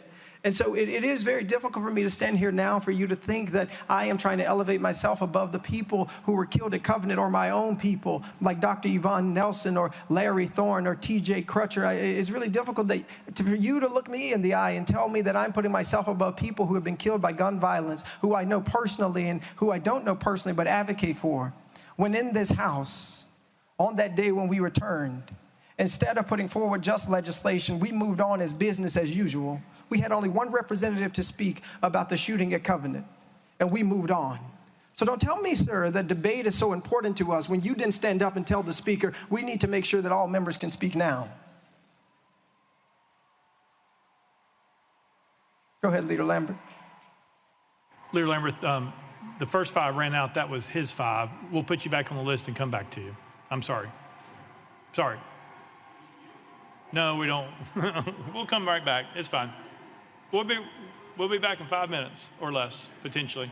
Now, I just want y'all to know, this little nice, folksy-ass Speaker of the House, Reese, this is the son of a bitch, and I'm saying it for a reason, who went on radio and said what they did was akin to the insurrection on January 6th, 2021. That's literally what he said. And so he's standing there acting as if he is this partial observer, and when in fact that is not the case. He couldn't even admit to a local TV station when he accused them of inciting violence. They asked, what evidence do you have? He literally had none. We ain't falling for this all shucks, folksy bullshit that these motherfuckers is trying to pull. Come on, we know what y'all are doing. And now you're trying to act like, oh, well, them's the rules and and try to go by the book. When you know any other time, you would have let him go on ahead and keep digging himself into a doggone grave. But I just want to address your earlier point about the White House leadership on this. President Biden did put out a tweet. I haven't seen anything from VP yet, but you are absolutely right. This is the time where they need to be showing real leadership on this. This is the time where they need to be sounding the alarm. It should not only happen when dead kids are on the news. This is literally fascism happening in front of our eyes. You don't have to wait until you can charter a gas up Air Force One or Air Force Two and get down there. Get on TV right now. Get on TV right after this has concluded and bring more attention to this and to the celebrities out there that are going to hashtag it. Don't wait till the t-shirts arrive in the mail and the sweaters and the swag with the Tennessee 3. Don't wait for it to arrive in the mail to say something. Say something right fucking now, because this is an emergency red alarm fire that we're seeing, and it's escalating the more that we let it get away with it. Again, I'm imploring y'all. Y'all have to understand what is going on. We are seeing this in Florida. We are seeing in Florida they're trying to change election votes. In Texas, they literally are trying to get rid of early voting locations on college campuses. We're seeing what is happening all across this country. Y'all need to understand this is real. And if you sitting around, look, ProPublica just dropped a story today how a billionaire Republican has been flying Clarence Thomas and his wife all around the country to their private resort on their planes. He's had cases before the Supreme Court. Do you not see what is going on? Do you not see it? I'm telling y'all, there are state elections happening. There are mayoral elections happening. The mayor of Houston has an election in November, okay? You've got Virginia legislature where Democrats could take control of the Virginia House. The only reason they are stopping Glenn Youngkin right now is because they have a slim majority in the state Senate. All y'all who keep saying voting don't matter, you are a damn lie. There is not a single issue any of y'all, I don't care who you are. You can call yourself HOTEP, you can call yourself ADOS, you can call yourself FBA, B1, non-aligned, me, phi, me, any fraternity, any sorority, any group, does not matter. You cannot name me a single issue in America that you care about that politics is not involved in. There is not one. Period. Not one. Not health, not economics, not anything. Politics has a role in it. And if black folks use the power of our vote, our numbers, we can absolutely change the game all across the South. Absolutely. Absolutely. All across the Midwest. But what cannot happen is when we spend so much time and energy giving a fuck about some reality show or hip-hop or love it. I don't give a damn about no housewife, no Love and Hip-Hop. I don't care about no Ready for Love, none of that stuff. When you cannot have your children educated, when they're cutting school menus, when they're cutting free lunches, when they're cutting out things that absolutely matter, when they're not funding Medicaid expansion, when they're not caring about the poor, when they're not doing any of those things, then all of a sudden folks are like, oh my God, what's going on? Because your attention was on the wrong damn thing. Absolutely. What you are seeing live, folks, go back to Tennessee. What you are seeing live is literally Republicans in America saying, we got the power to shut you down, and I don't care what you do. And if y'all think this is the last time you just saw a Democrat go to the Republican side, now they got a supermajority in North Carolina, can override the governor's veto. There was a supermajority in Wisconsin, can override the veto. There was a supermajority in Texas, a supermajority in Mississippi, a supermajority in Alabama, a supermajority in Florida. Come on. Y'all, this is happening in real time. And maybe some of y'all should be like my shirt, I'm not the right kind of black. Let's go back to Justin. We are in a movement rooted in love. The movement for justice. The movement to end gun violence. The movement to end poverty, to ensure every kid gets good education. The movement to ensure everybody has access to health care. It's rooted in love because it's rooted in the belief that every person has value. And I know that's countercultural or that's subversive to some people's way of thinking, but it is rooted in love. And that is how we can, and that is the way we must operate. But I want to speak to this because I don't know what's going to happen. But I'll promise you that it's all right with me. What I will say is that those silences that my colleague is talking about, it's an institutional problem. And I see a lot of chairmen here talking and a lot of other leaders here of the party that's in positions of power right now. And I'm really speaking to the chair folk. Y'all have a responsibility to make sure your committees still are democratic. I've watched the committee hearings, and oftentimes, you get folks calling the question before any other colleague gets to ask any question, even when they have valid points. You get folks, I came up here last year fighting for this environmental justice legislation. We had 6 people who were supposed to speak on the committee, and it turned into miraculously just 2.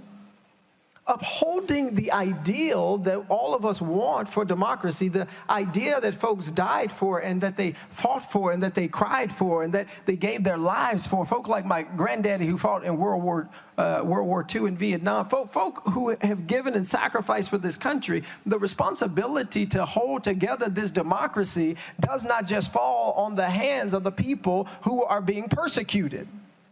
It's actually the people who are in positions of power. Because when you don't, you abuse the power. And this resolution sponsored, this is, in my eyes and many folks' eyes, an abuse of power. But I would say to you, no matter what happens, I'm all right. But I want y'all to know who remain. That each of you have an obligation to stop turning the people's house into your own club. That the folks who sit in committees with you, who got elected just like you, who swore the same oath that you swore, they deserve a voice in these committee rooms, and we deserve a voice on this House floor. The erosion of democracy in the state legislature is what got us here. It wasn't walking up to the well. It was being disruptive to a status quo that silences the minority. And it is wrong. And the people in this state and the people across the country and the world, whoever's watching, are wanting to see a change. Just because you have power doesn't give you the right to abuse it. Because even if I disagree with your constituents on political issues, I do agree on the principle for which my ancestors fought and died, which is that they would have a democracy. A democracy, as one said, that is governed by the people and for the people, not one that's governed by ideas and principalities and beliefs and ideological divides that try and silence folk. It's horrible that someone who got elected just like you can't even get a good morning from you. Somebody who got elected just like you can't speak in committee sitting next to you. But then you come here to persecute me and tell me you just don't understand the rules of debate. When I know for a fact this House has not been a place of debate for Democrats. This House has not been a place of debate for people who are transgender. This House has not been a place of debate for people who are LGBTQIA. This House has not been a place of debate for people who are already persecuted in our society. This House ain't even been a place of debate for people who wear beautiful dashikis in honor of their ancestors who made it over. And so it's one thing to hold the ideals up in this moment, to talk about today, to talk about how good democracy is working in Tennessee in this moment as you prepare to persecute individuals for expulsion. It is one thing to talk about those ideals, but it's another thing to actually be in this House, to see members being misnamed. Folks won't even say. That was your 5. No, that was the new 5. That was the second 5. Sorry. We're going next. Is it parliamentary question? Yeah. What's the question? Mr. Clerk.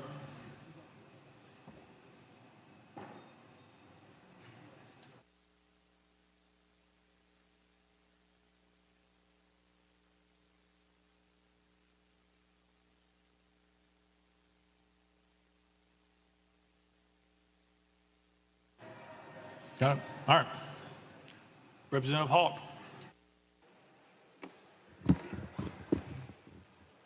Thank you, Mr. Speaker. I didn't plan to speak today.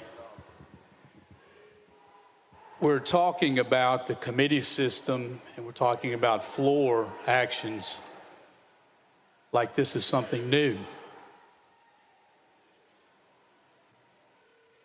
The supermajority that we've heard about through conversations today, that's what's new. The Democratic Party had control of both bodies of the legislature for 140 years. And early on, I couldn't get a bill heard. I couldn't get recognized in committee. I had a challenging time ever having a conversation on the floor about. Here's the deal. I'm not about to listen to all this old whiny ass crap from them. Folks, you're watching live coverage of the Tennessee Legislature as they are, let's keep that up. What they're doing is they are debating the third member, whether to expel Representative Justin Pearson. Earlier today, probably about 3 hours ago, they expelled Representative Justin Jones. Then they took a vote. They had debate when it came to Representative Gloria Johnson, the white woman. Remember, the two African Americans, one white woman. She was not expelled. Justin was expelled. 72 Republicans voted to expel him. There was a 65 voted to expel Johnson, but they did not meet the threshold for 2/3. They will soon be voting on Representative Justin Pearson. Our panelists, Reese Colbert, Black Women Views, Greg Carr, Department of Afro-American Studies, Howard University. We had other guests that were scheduled. The Mississippi NAACP, they're holding a town hall tonight in Jackson, Mississippi. We had them scheduled, but we were sticking with this. We also had Chuck D on the show talking about the 50th anniversary of hip hop. We rescheduled them for tomorrow, and we're going to be rescheduling our climate change discussion as well. And so let me explain why. I want y'all, everyone understanding, watching this, and Reese and Greg can speak to this. I need y'all to understand what you are seeing is exactly why we are fighting every day for Black-owned media. Earlier today, MSNBC, they had their coverage going of this, and this was in a very small box, sound was down, and they were just going on with other news. I don't know about y'all. I've been following the news. I don't know of anything else that is happening in the country right today that is more important than what we're seeing in Tennessee. Because what we're seeing in Tennessee, Reese, is not just going after 3 members. This is a body that refused to do anything about gun control. There were people protesting, 6 people being killed, including 3 children. And as Representative Justin Pearson said, you're complaining to me about throwing a temper tantrum when there are 6 people who cannot throw a temper tantrum, who can't express how they actually feel? What you're seeing is the abuse of power. You're seeing the same abuse of power on Capitol Hill with this idiot Jim Jordan and this idiot McCarthy and the rest of the Republicans. What you're seeing happen in Texas right now, where they're trying to have something called school choice, which is not school choice. But what they're trying to do is literally steal billions of education, not for the poorest of the poor, not for the kids going to the worst schools, but to allow, frankly, suburban white families who don't have enough money to send their kids to private school to take money as a voucher. Now Greg Abbott wants to push that forward.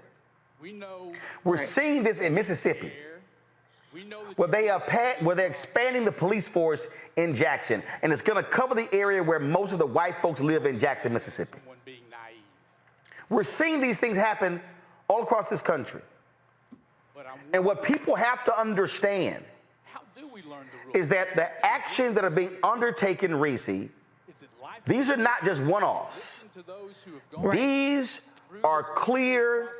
This is a pattern that the Republican Party has devised. What we are seeing is the rise of the Confederacy in 2023.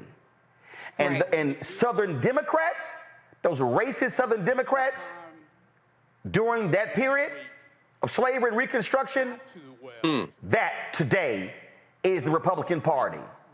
Period, with a T. Yes. That's right.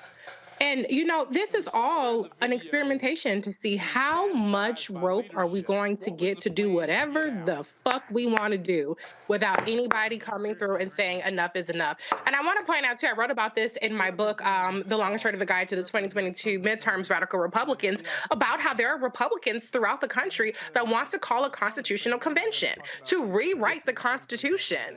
And they are just a couple of states away from that. And so if they can continue to cheat and disenfranchise and gerrymander their way into super majorities or even majorities across these different states, we could all be fucked in a whole different way. Because if they get to rewrite the Constitution, don't think they won't put our black asses back in slavery. They will not hesitate. We also talk about what's happening in terms of citizenship. In Idaho, they're trying to pass basically restricting interstate travel if you're a woman who wants to get an abortion. And so once you can restrict travel, once you can disenfranchise people, once you can get people to where their votes are null and void, you can have your way with the citizens or second class or non-real citizens of those states. And so we're going to enter a point to where the best case scenario is if you're in a state that isn't run by fascist white nationalists, you could breathe a little bit, but you're going to have to walk around with your papers, because if you cross over to the other side, you're going to be up shit creek. And so that is why this is so important. This is why Republicans cannot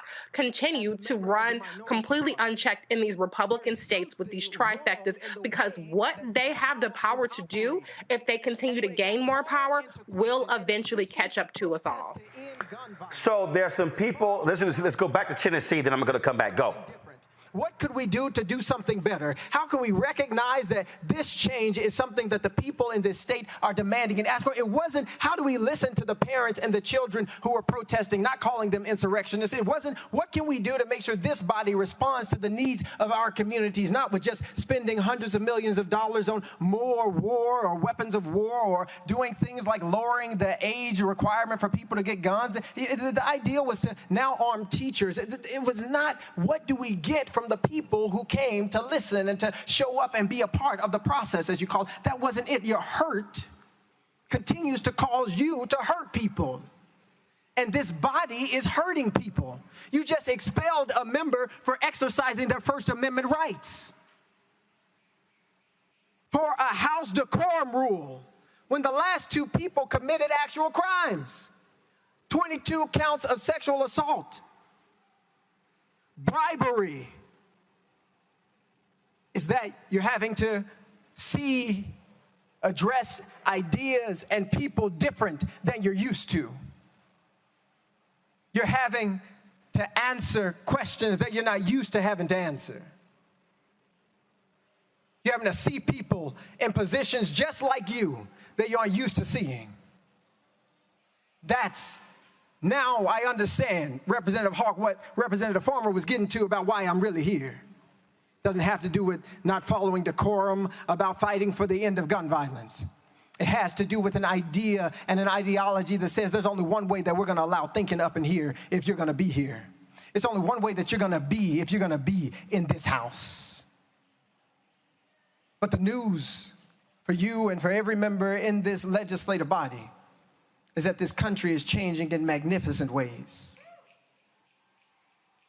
That the diversity of the state of Tennessee is changing in magnificent ways.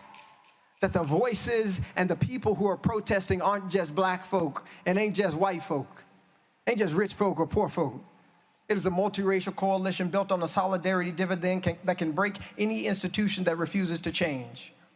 And so, because we need not cling to hurt, I suggest that this institution choose to change. Change the way that it is operating in order for justice to be possible here, for everybody's voice to be treated equitably here. I will say this, Lois DeBerry, Speaker Pro Tem, why was she never the Speaker of this House? She deserved to be Speaker of this House. And the reality is, the reason that she was saying things about decorum and things like that was because she understood that the institution that she was a part of institution as the second black woman, I believe, to ever be elected in the Tennessee state legislature. The way she had to present herself, the things she had to do and say, and the way she had to look was so important because black folk wouldn't get respected otherwise, because white folks wouldn't respect them. They'd call them boy, they'd call them girl instead of chairperson or speaker pro tem. All right. Representative Towns.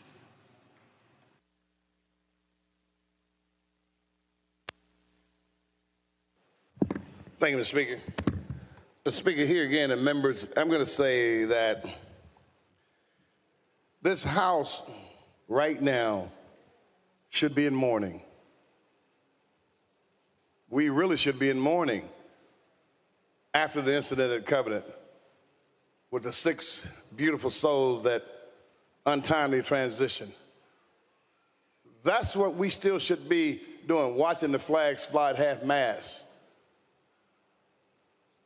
Because I know that particular day, everybody was hurting, and a lot of us are still hurting. Hearts broken. A heartache is a hell of a thing. Our hearts were cracked and broken, and you can't put it back together again. We're supposed to be in mourning. This House ought to be in mourning. It has not healed, hadn't had time to heal. It takes time to heal a broken heart. But we've been deflected on trumped up charges for one of our members, 2 of our members, 3 of our members, which is subconsciously denying us the ability to heal. Greg Carr, there's somebody who's watching and they probably are saying, you're caping for them Dems. I heard you earlier. I want you to go, folks, go to my iPad. We should be in mourning. When I'm trying to explain to y'all about voting, this is from yesterday's Washington Post. After 2 years of freedom, a man is ordered back to prison for life. Yeah, he's a brother. And this brother, Crossley Green, has been free for 2 years. He's 65 years old. He was convicted in 1990 of murder, but it was vacated in 2018 because they said they kept evidence from his attorneys of the police initially suspecting the ex-girlfriend was involved with it. Well, the state appealed. Now check this out. Green has long denied involvement in the killing. No physical evidence linked him to the crime, in which the victim's ex-girlfriend reported that an assailant she described as a black guy kidnapped the 2 of them and shot Flynn. Green has spent decades in prison, including 19 years on death row. By the time Dalton threw out the verdict of the all-white jury saying the prosecutor had withheld information suggesting investigators suspected someone else, the ex-girlfriend. The judge ordered the state to retry him. A year later, listen to me, people, the U.S. Court of Appeals for the 11th Circuit reversed the lower court's decision, finding that the evidence withheld was immaterial to the case.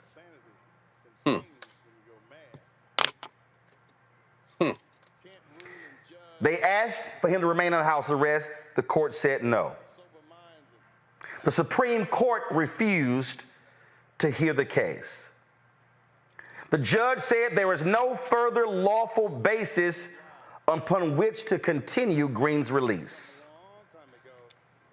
Now, those of you who are watching, you might be saying, well, I don't really understand, Roland, how you trying to connect this thing to Tennessee and the voting.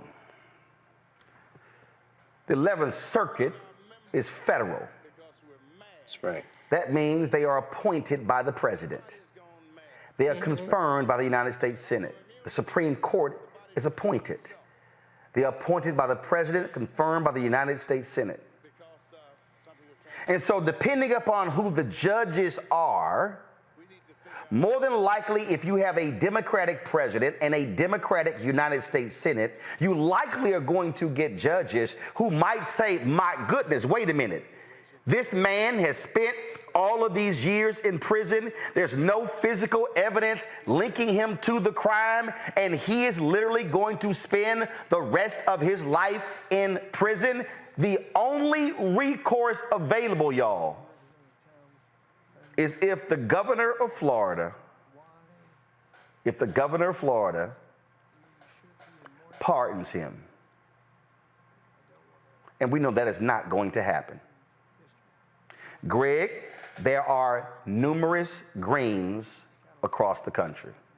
And for the people who sit here and you caping for the Democrats, you the shield for the Democrats, what if that was your uncle? What if that was your daddy? What if that was your nephew or your brother or your cousin? I'm damn sure you would hope there are some judges who would say, let's take a look at this evidence again, as opposed to a man being in prison. But we got folk out there who would rather listen to fools say don't vote, while this brother is going back to prison for the rest of his life. That's right. The Klan now controls the 11th Circuit, Roland. It is one of the circuit courts of appeals that, with 6 appointees by Donald John Trump, was flipped. The 6th Circuit, which rules on cases, appeal cases from, let's see, Florida, Alabama, and Georgia. Boom. Voting doesn't matter, folk. No problem. You're not watching tonight anyway, and you should dance somewhere with your ultra-revolutionary radical selves and spin yourselves into some type of frenzy and pray that your black ass never shows up in front of a cop. In the old Confederacy, in Maryland, in California, anywhere else where you might find yourself in front of a federal bench where the white nationalists have appointed the judges, or may find yourself with an appeal before the Supreme Court of the United States, and an old-timey yassa boss type Negro like Clarence Thomas, the wholly owned subsidiary of Harlan Crow, billionaire, paying for him and his funky wife to sit up with other billionaires while they sit in retreat, and he don't even put it down on his damn disclosure form, which is why Mr. Balls and Strikes, John Roberts, is not interested in having any form of disclosure at the Supreme Court, because he knows that Brett Kavanaugh, whose debt mysteriously disappeared, that Clarence Thomas, who sits up and smokes cigars with his white minders and his yassa boss, billionaire friend Harlan Crow, you don't want that anywhere while his wife plans open insurrections in the streets of Washington, D.C. You know, Reese, you're right. I mean, their plan is to have a constitutional convention, but here's where history teaches us what happens next. When I say this country's going to break, it's not prophetic. It's as a student of history. It's broken before.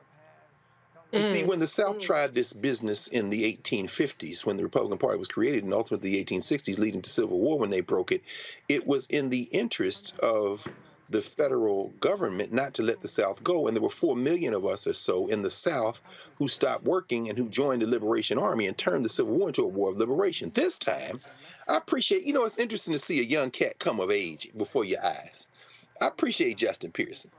You know, Brother Pearson is still finding his way. He's trying to, but what he's doing in real time is answering these questions. And when he spoke to Mr. David Hawk, another East Tennessee State graduate, a hillbilly who probably doesn't know anything outside the state of Tennessee, when he talked to the leader, William Lambert, another white boy, hillbilly, you see him not now reading from paper, but talking from his heart and experience. when he said in this last piece that you showed, Roland, that the demographic has changed in this country, that doesn't mean that the victory is nigh. Right. We got some work to do. But the problem is they're not red states and blue states. You see Nashville, where those white representatives, like your brother white guy who works around Belmont, went to Belmont, got up and spoke. The white people in Nashville, like the vice mayor, Jim Schulman, who's calling the city council into session next week so they can put Justin Jones back in the legislature. You see, it's really not red states. Georgia's not a red state. Tennessee's not a red state. It's a lot of people down there who don't agree. Now, when you trap us behind the cotton curtain, then we do it the other way.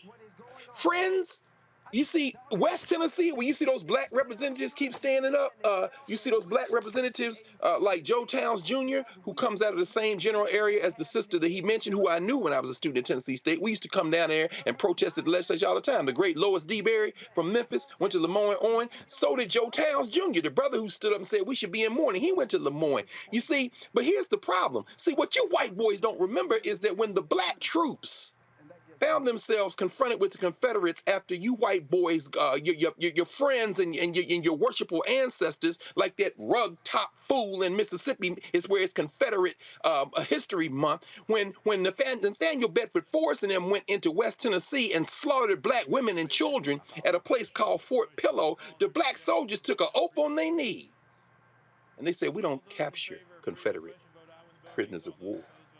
If you bring a Confederate prisoner of war back to this camp, we're going to beat you up and kill him. We slaughter Confederates." Here's what they're doing. Apparently, looks like the question is being called to stop debate. Let's go live to Tennessee, to the legislature. Mr. Clerk, take the vote. Ayes 73, 23 nays. Previous question prevails. Let the journal reflect. He votes to end debate. Now they're going to vote on whether to expel Representative Justin Pearson from the Tennessee House. Speaker, I just want to ask point of privilege. Speaker, point of personal privilege. Is it possible that Senator Ackberry could join us up here? Former State House Representative? Yeah, she can come. Thank you. Thank you. She's going to stand next to me. Leader Camper. Come on, Senator.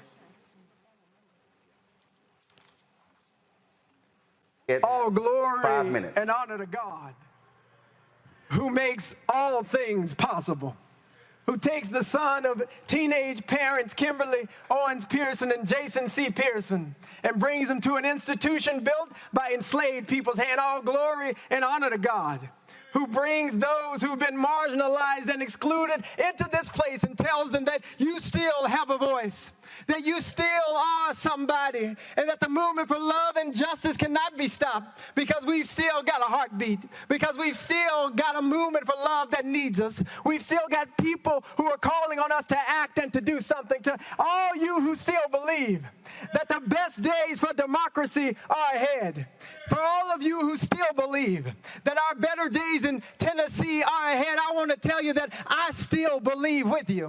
And how is it that even now amidst persecution, on this Holy Week, after my own brother Justin Jones, Representative Jones, gets expelled from the House, is it that we still have hope and faith and belief in the democracy of Tennessee, faith and hope in the belief in the democracy of the United States of America? How is it that you still have hope, you descendant of enslaved people?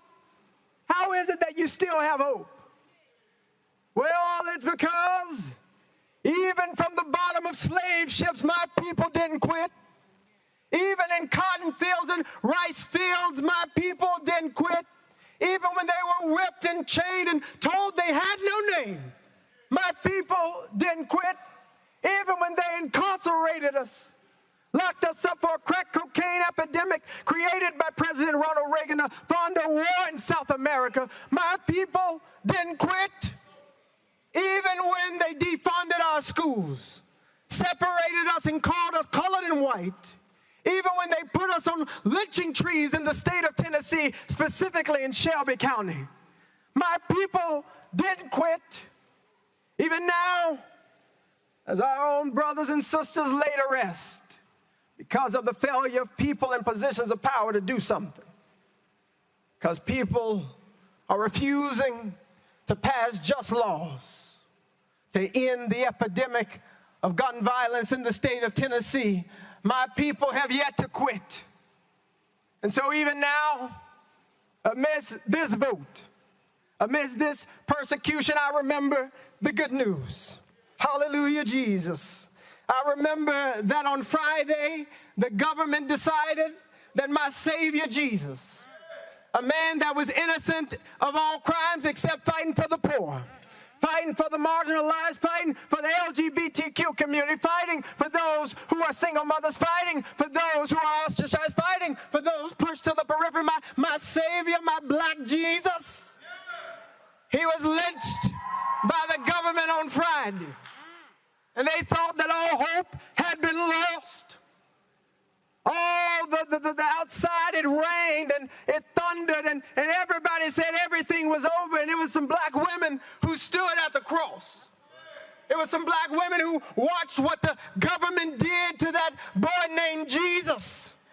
They were witnesses, as you have been witnesses to what is happening in the anti-democratic state of Tennessee. They were witnesses to what was going on, and I got to tell you, it got quiet on Saturday. Yes, I tell you, it was a sad day on Saturday. All hope seemed to be lost. Representatives were thrown out of the State House. Democracy seemed to be at its end. Seemed like the NRA and gun lobbyists might win.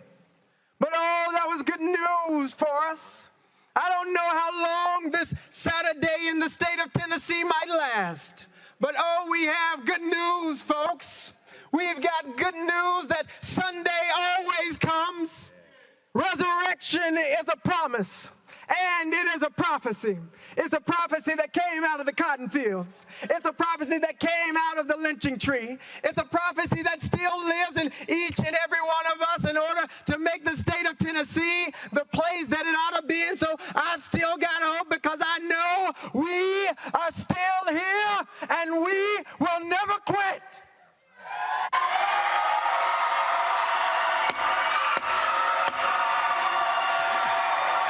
Out of order.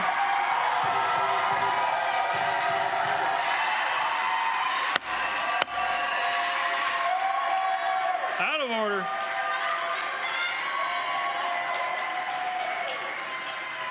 We're voting on House Resolution 63. All those in favor, vote aye when the bell rings. Those opposed, vote no.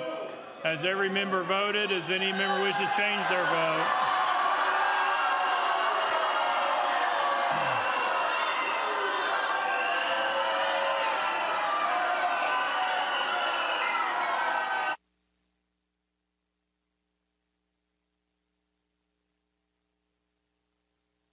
Mr. Clerk, take the vote. Aye, 69, 26 nays. Having received the concurrence of 2/3 of the members to which the House is entitled in the Constitution of the State of Tennessee, House Resolution 63 is hereby adopted. Without objection, the motion reconsider is tabled. Pursuant to Article 2, Section 12 of the Constitution of the State of Tennessee, I hereby declare Representative Justin J. Pearson of the 86th Representative District expelled from the House of Representatives of the 103rd General Assembly of the State of Tennessee. Next order, Mr. Clerk. Announcements. Announcements. Next order, Mr. Clerk. Roll call. Roll call. And with that, Representative Justin Pearson expelled by the Tennessee House. He is the second African-American expelled today. Let's go live to the Mark Thompson, you are there. This is a live picture. Are these members leaving the well, Mark? I don't know if you all can hear me, but this is the chamber. The Republicans are leaving the chamber. I'm right outside the chamber.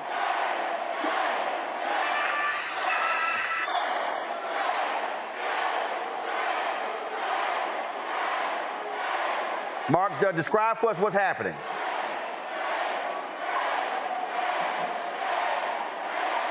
It's hard for me to hear, but I'm sending you these pictures.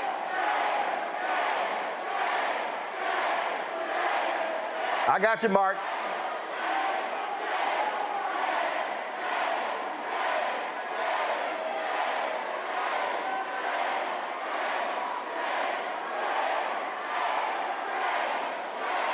I don't know if you all can hear me, Roland. I can't hear you at all. Yeah, Mark, go ahead. Just keep talking, Mark. We got you. Right outside the House chamber. It's very loud here.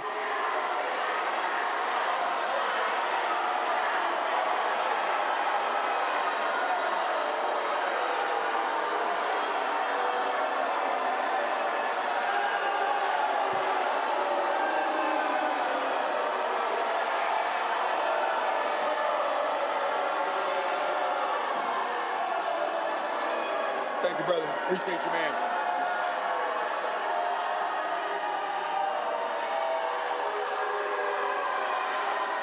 We're probably,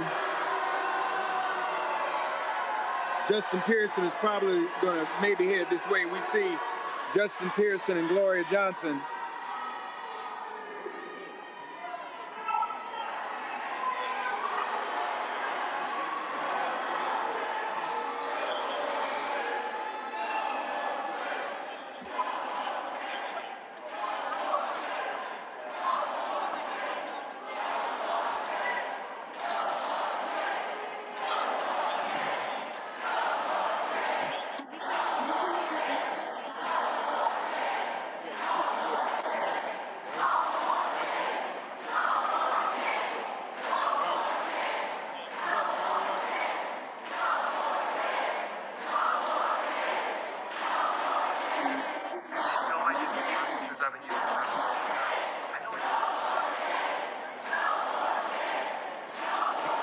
All right, Justin.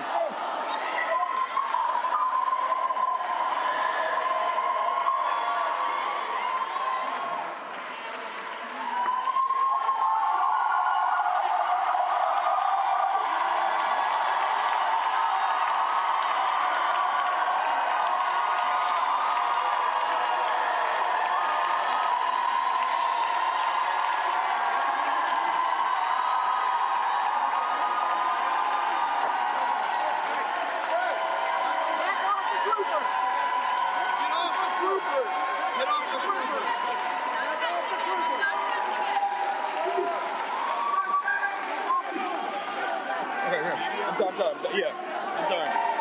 This is the die-in, folks. Right out here in the rotunda. The House of Representatives, because they walked out of the first 2 days ago. They walked out, not allowed to keep moving, sir. Keep moving.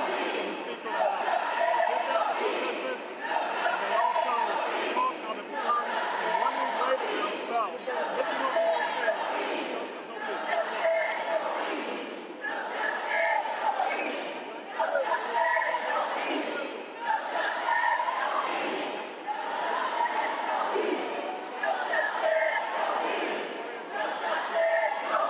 Again, I don't know if you can hear me, but this is die-in people protesting right outside in the rotunda of the state capitol.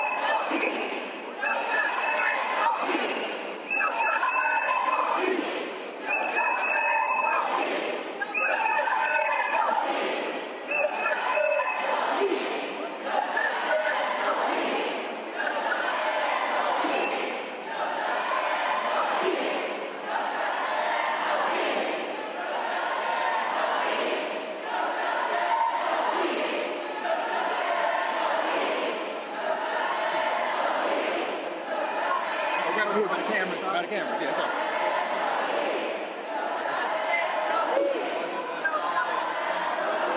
Excuse me, y'all. Excuse me, guys.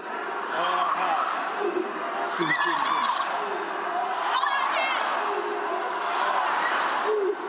Excuse me, brother. Excuse me, y'all. Excuse me. Let me get behind.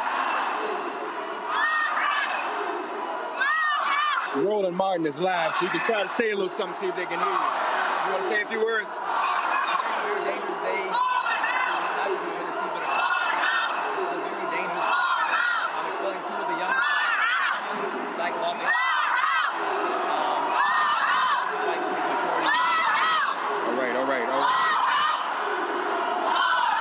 I don't know if you all can hear Justin. It's very, very loud in here. But we're all out here in it. We're all out here in it.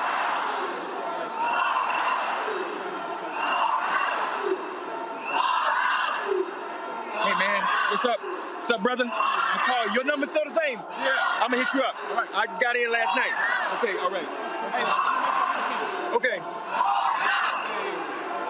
These are some of the representatives, some of the black representatives in the Tennessee House.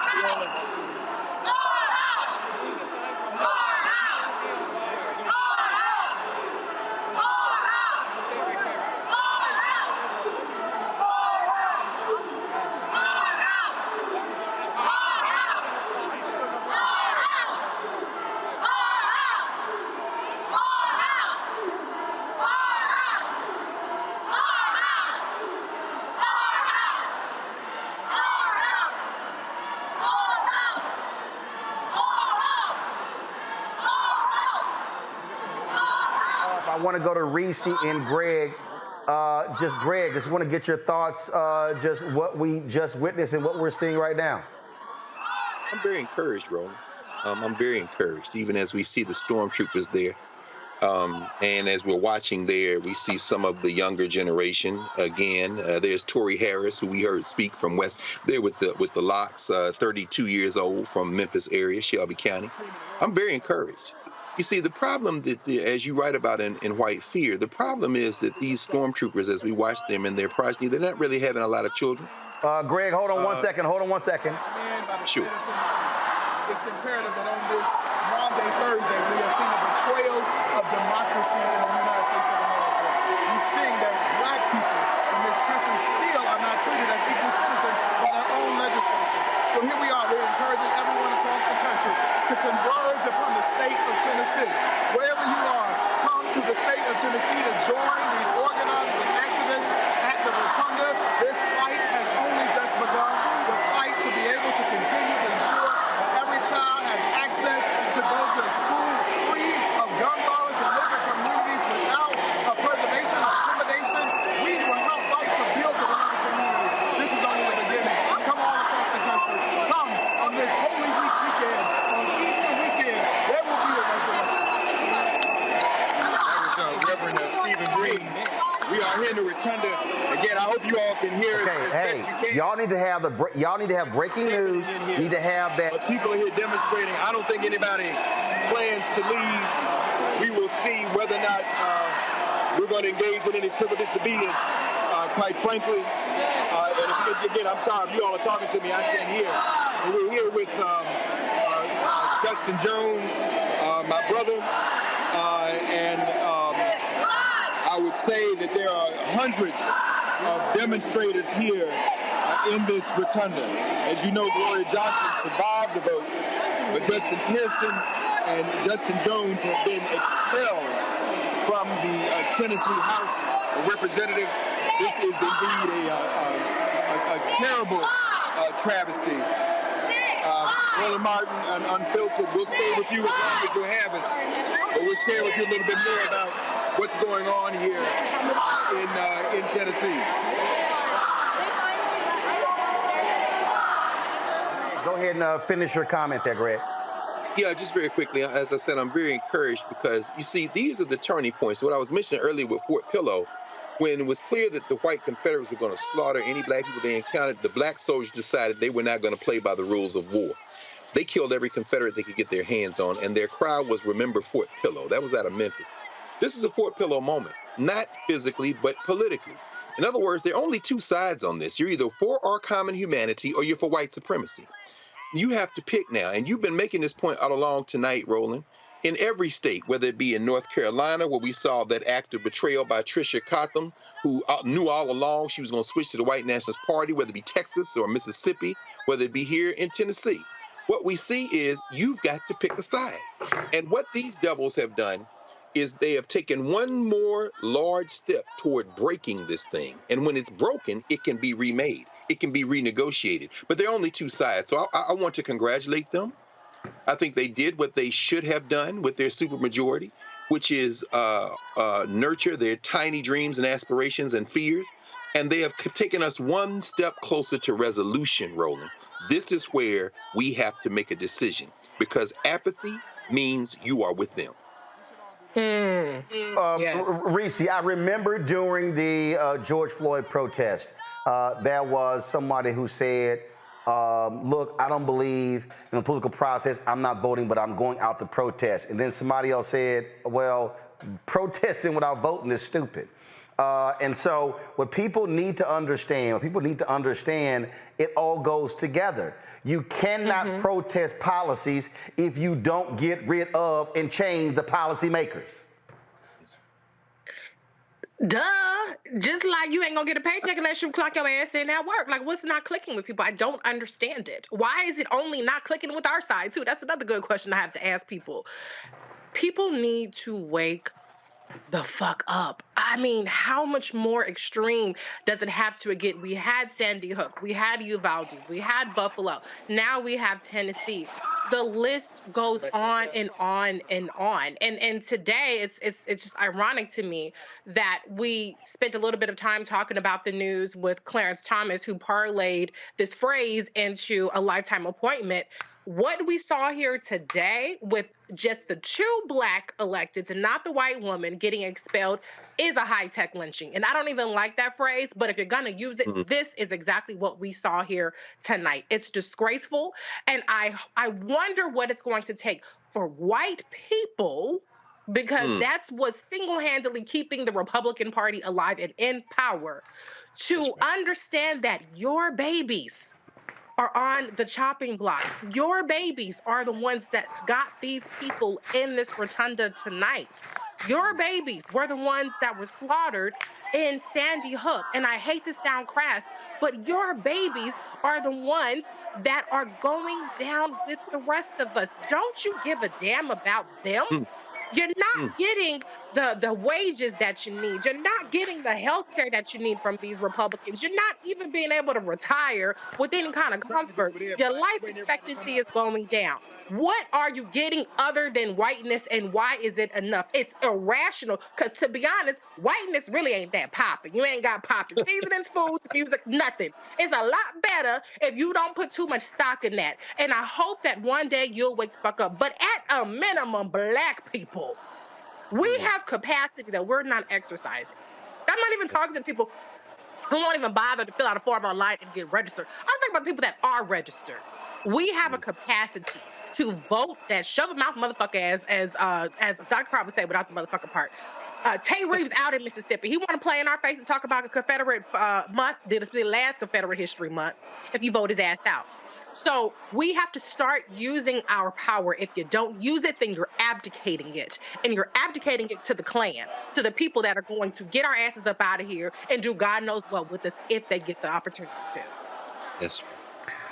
The thing that I need to remind people of what's going on is that, again, today, Tennessee Republicans, because they have a supermajority, use their power to expel two black House members, the two youngest members in the House. Representative Justin Jones, 72 Republicans voted to expel him.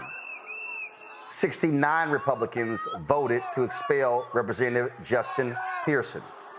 Both of them are no longer members of the Tennessee Legislature. We also know that as a result of this, because Representative Gloria Johnson, who was the third, listen to this here. Let's see if we can we hear part of this news conference?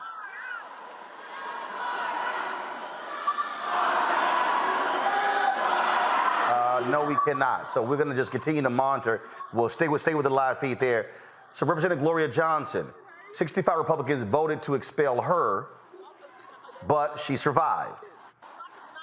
We don't know what the distinction is. We'll find out why. She was asked about it, and she was like, could be our different skin color. But what we also need to understand, and this is why history matters, folks, this is Reconstruction again. The Great Compromise of 1876 leads to the election of 1866 leads to the Great Compromise of 1877. What do the racist Southern Democrats do? Force black members out of state capitals all over the South. Greg, let folks know what that brother from North Carolina said when he said, we'll be back. George White, yes, sir, the last representative in the federal legislature. What was it, 1900? He said, like a phoenix from the ashes, we will be back. We will return to this house. He was from North Carolina, the last floor speech given by a black representative. And of course, as you know, Roland, and it was a beautiful thing to see you talking there to Mayor Johnson now in Chicago. When we returned to the federal legislature, it was as a result of the Great Migration, coming out of Chicago first, and then New York and other places. And now we're at a moment, a century later, where the largest number of elected officials in the Congress of African descent ever is there. Many of them are the children of immigrants, whether it be Yvette Clarke out of New York, all the way out to our brother out of Nevada, Stephen Holsford. You've got a diversity there. Now our challenge is to, in the words of Dr. King, stitch our people together so that we can have a compelling power. What you have in Tennessee is, an example of that. For example, I mean, you have Justin Jones from Oakland. I see these young legislators in there, and I'm reminded of when I was a young man at Tennessee State, and we were going over and marching to the legislature and protesting. The legislators there, they're all gone now. Harold Love, you see Harold Love Jr. there, who fought for that appropriation for Tennessee State. His father was there, Harold Love Sr. Rufus Jones out of Memphis, Lois DeBerry from Memphis. And our critique of that generation was, you don't do enough. We were pushing them. They weren't doing enough. However, there were things we hadn't yet matured to understand. What we're seeing right now with these men with their little manhood on their hats as they look around, certainly thinking to themselves that they have a choice to make today beyond that uniform. What we're seeing is young people, white people, black people, other non-white people, I won't say people of color, and they've had enough. Nashville has been blue a long time. I don't want to say red, blue in terms of Democrat and Republican. Nashville has been non-white nationalist, many pockets of it, a long time. But there are issues of gentrification, and there are class issues in places like Atlanta and places like the suburbs of Jackson, Mississippi, and Atlanta. We have to confront the fact that if we want to have a country, and I'm not talking about the United States of America. It can go to hell. It's headed to hell. Dr. King would say as much in his last speeches and writings. If we want to have a place where human beings can thrive together, we have to reject the politics we're seeing right now. They're arresting him? Are they pulling him out? Can you tell? No, he's just Jones. But if we want to have a different kind of society, we're going to have to build it. These white nationalists are not going to hold hands with us. You got to break their backs politically. And some of the people who are going to work with them, like Clarence Thomas, are going to look like us. This is even beyond the color of our skin. This is about coming together in our common human interest. And if you don't pick this side, then you oppose that. And as far as I'm concerned, we're done talking. This is a live look, folks, outside of the floor of the Tennessee legislature, where the two black House members who have been expelled, Representatives Justin Jones and Justin Pearson, you see them with their hands raised. They're now joined by Representative Gloria Johnson. They are the Tennessee Three. She was spared. Jones, so you see the three of them raising their hands collectively. Jones, it was 72 Republicans voted to expel him. 69 voted to expel Pearson. 65 voted to expel Johnson, but they did not achieve the 2/3 to achieve that. So she remains there. She was asked after her vote what was the difference between her and Jones. She said, I'll answer your question. It was likely our skin color. You can hear the protesters. They have been there folks, all day. Remember, all of this has transpired in the last 72 hours because Republicans were angry that those three went to the well of the House to stand with protesters who were demanding gun legislation in the aftermath of 6 people being killed at a private Christian school. 3 of those people were children. The Republicans have a supermajority there in Tennessee. They have literally done nothing. In fact, the only thing they really have done, a committee voted to allow for teachers to actually carry weapons, and many of those parents were angry with that. These 3 members went to the well. They addressed the protesters. Republicans said that they broke House rules. They were not acknowledged to speak. And then there was some controversy whether they were actually in recess or not. So they filed resolutions to expel the 3 of them. Today, they actually did that. That's what happened today. This is Mark Thompson, who is live there in Nashville. Let's go back to Mark there.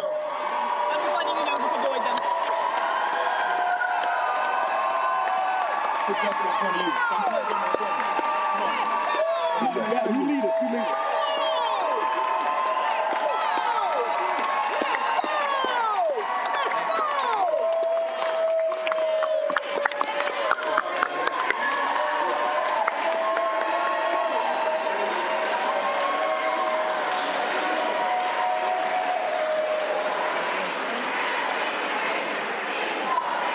Of course, host of Make It Plain, who is a former page there in Tennessee. You see him walking there with now former Tennessee Representative Justin Jones. You see all the police who are assembled there in the state capitol. With also the protesters is there as well. It appears as if they literally are exiting the Tennessee House. Yeah.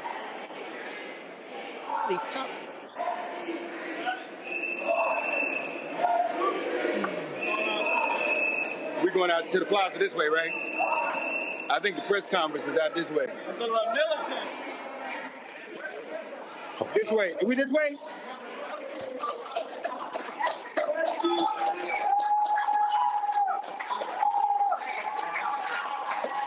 Mark, I don't know if you can hear me. Are there plans to have a news conference outside?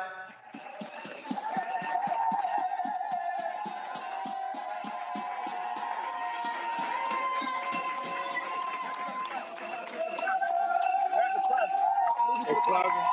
We walk down here.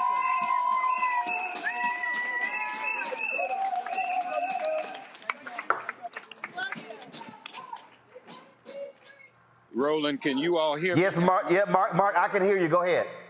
We are leaving the state capitol. Justin Jones leaving for the final time. Justin Pearson is right behind us. He's coming. I believe the goal is to head over to the plaza, the legislative plaza, to talk to the press. I'm sorry, I couldn't hear you all, but I guess you were able to describe much of what was going on. And a lot of the protests are still in. You saw all the state troopers, a sea of them, probably waiting to arrest people, but not certain that there'll be any civil disobedience tonight. But this is where we are.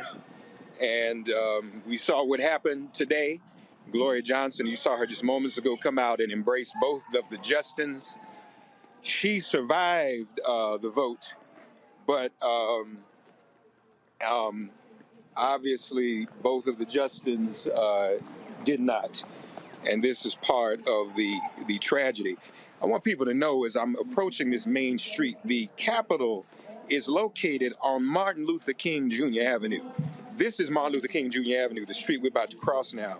So here in the state where the Prince of Peace was killed on the eve of Good Friday when Jesus lost his life, in front of Martin Luther King Jr. Avenue, this travesty has occurred. So I don't know. Were you able to hear Justin when he spoke to you? No, Mark. We couldn't because of the crowd. We couldn't hear Justin at all. Because of the crowd. Okay. If you could go ahead and grab him, we would love to have. Like, we literally are still live. Thousands of people are still tuning in. Our numbers have been increasing literally every 15 minutes. over this time. And so we would love to hear from either Justin Jones or Justin Pearson as well. Okay, let me see. I guess we're going back up now. We were leaving and now we're going back up. So I'm just trying to keep up with us all. Okay. And stand by for. Yeah, that's fine. No, Mark, go ahead. Mark, you go ahead and keep up with them. We got your live feed. Don't worry about it. If you're going to be carrying the news conference, that's fine. We'll carry that. We'll try to get them later, but definitely stay with them. Let us take care of you. Yeah. I may need to switch phones. Unfortunately, we've been on all day, and my battery may be dying. So let's see what's going to happen here. This reaction is Control room. Are we on with Mark via Skype? But we need to wait for Gloria. All right, so let's do this here. Mark, does your other phone have Skype? Yeah, well, let's go on together. Yeah. I think that's the right idea. But how's she gonna get down? Where did Gloria go? Does someone have her number? Can we call Get her? her scooter.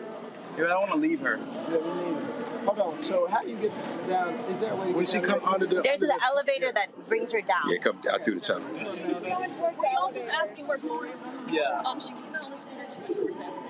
Okay, so she's gonna meet us down there. Okay. Probably in the accessibility.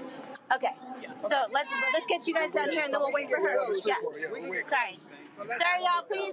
So y'all are hearing this as it's unfolding, as we try to get down to the plaza to talk to the press. But this is literally coming together in real time. Just follow me. You're my last thing that I have to do. So We didn't want to leave Gloria though. Yeah, we're not gonna leave Gloria. No. It sounds like you're taking the accessibility elevator down. Get out this way. Oh my God. Oh no, it's open. It's open down there. What's her number? Press is out there with the white kids. I got mama phone. And as you can see, people are still gathering out here. What is happening now is they're going to go across the street, have a few words for the press,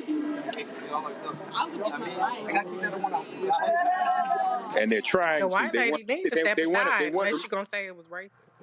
They want to remain in unity, and they're waiting on Gloria Johnson.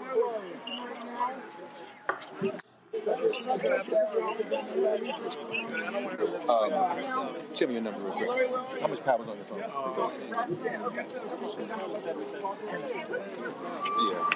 We're gonna go back. So we're going back.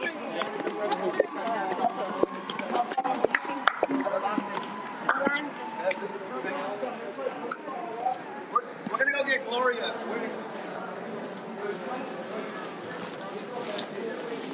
Let me go ahead. So I think we're going back to get Gloria Johnson, and then come down with her. Okay, Mark, we're going to stick with your feed. If you have to switch phones, do so. But if we can stick with your feed as long as we possibly can. Look, all y'all who are watching, do y'all now understand why Black-owned media matters?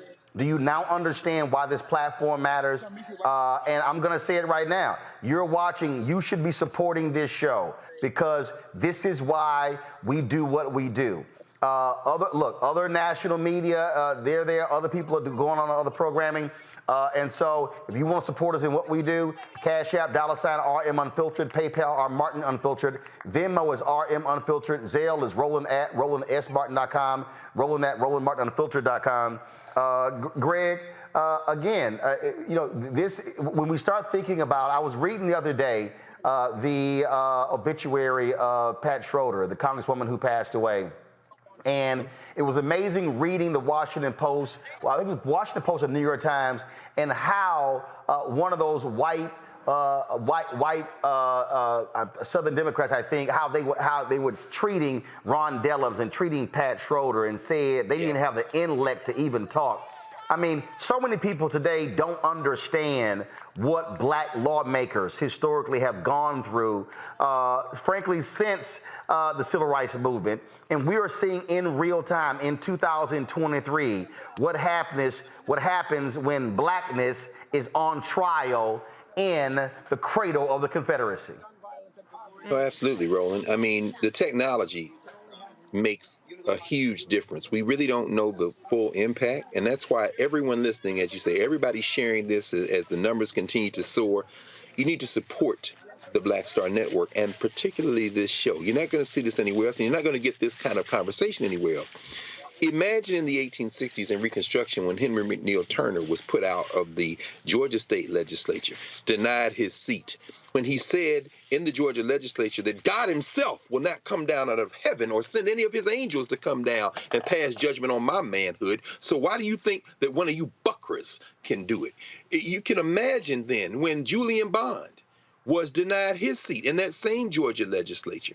And as you say, when you mention Ron Dellums, along with Pat Schroeder, of course, who recently made transition, you're talking about that wave of Black elected officials that came in after the Arthur Mitchells, after the Oscar DePriest coming out of Chicago, and after decades after which, you know, George White in 1900 has said, we'll be back, when DePriest comes back. And then you get Adam Powell out of New York. And then in the 1960s, Charles Diggs out of Michigan, John Conyers out of Michigan. And then by the late 60s, you've got, in the early 70s, you got Shirley Chisholm out of New York. And you've got, of course, well, a number of people. You could talk about Ron Dellums. You could talk about Mickey Leland out of Texas. My point is that generation then is confronted with white power. And, of course, the Nixon administration and the Republicans overreach. And that is the moment when you see some progress in the 60s, in the 70s and 80s. But now we see in the 80s and 90s, there is a generation of Black politicians that doesn't come out of that struggle tradition. It doesn't make them good or bad. It means that they don't have those kind of roots. And there's almost a sense by the time you get to the early 2000s of Black politicians that aren't rooted in Black community in the same way, so that when you see these two young brothers, they are emerging out of another wave. They're coming literally out of the streets, out of the protest traditions. When you see Justin Pearson, particularly, Justin Jones maybe less so, but Justin Pearson, because there is also the factor of these white kind of folk, white allies who are affiliated. I think one of the reasons they were looking for cameras is because many of the cameras may be around there covering those white kids in the die-in. I mean, the politics Tennessee gets real funky at this point. But what I'm saying is that you're looking at Black elected officials who are no longer coming out of what we might consider the standard way that Black politicians get elected. This young generation has an energy that is reminiscent of that energy of the 1960s, and they are facing an old guard of white nationalists who, as you have written about, are reacting out of fear and hatred, trying to hold on by their fingernails to something that is slipping through their fingers. The only way we're going to confront this is that there's got to be intergenerational dialogue, there's got to be street-level organizing, and combine electoral politics with the politics of protest and the politics of independent institution building. And what knits that together finally is a space where we can have this conversation in real time, and that is the role of the independent, self-determining, Black-owned press. And that is what this space is in the 21st century. This space will function as the Chicago Defender once did, as the Pittsburgh Courier once did, as the Norfolk Journal and Guide once did. This is the 21st century version of that Black press that allowed us to net our power together and make our demands on power and to get some of this power in previous generations. Reese, I am going to, again, I've made this point before to people who don't quite understand. When Dr. King said there are 4 institutions that are prime position to liberate Black America. First of all, for everybody who's watching, Mark Thompson, his one phone died. He switched to the other phone. We'll have him back shortly. Hopefully we'll do that. Again, it wasn't planned. You know, look, these things happen. It's what happens when we're talking about live television. I know we are way over our time, but again, we are in the middle of history and breaking news. He said there are 4 institutions that are prime position to liberate Black America: the Negro Church, the Negro Press, Negro fraternities and sororities, and Negro business organizations. But this is something that he said about the Negro press. Too many Negro newspapers have veered away from their traditional role as protest organs agitating for social change and have turned to the sensational and the conservative in place of the substantive and the militant. That's what King writes in his book, Where Do We Go From Here, Chaos or Community? And so I say that because what we are witnessing in Tennessee, this is also why we have to have our own media that frames what is going on. We had Representative Pearson on yesterday. I think we've had Representative Justin Jones on before as well. And so we can't rely on an MSNBC or an ABC or a CBS or any of them to provide voice, because here's the thing. And I'm going to use Brandon Johnson as an example. I saw an old clip of Brandon Johnson at a town hall speaking about speaking truth to power. He is now the mayor. There are places for young voices who when MSNBC doesn't know they exist, they have to have a place to be able to talk and speak and to share their ideas. And so what we are seeing is also what's going to happen now. Look, they're going to have to raise money. They're going to be running for office again. They're going to still need platforms. When all the other cameras are gone because the drama is gone, there still has to be a place where we are organizing and mobilizing, when we're out here educating people, when I'm trying to explain to people why they got to support us in what we do. This is one of the reasons why we're going after Clorox for the lack of money they spend with black-owned media. There's a reason why we're targeting other companies as well who are not stepping up, because the reality is we understand where the money comes from. And so we have black folks who are watching need to understand we cannot be talking about revolution if you don't have revolutionaries, and then if you're hoping that the people who oppose the revolution and the revolutionaries actually fund the revolution and the revolutionaries. It ain't gonna happen. And so we have to understand the power of our own media serves also as a focal point to mobilize and organize.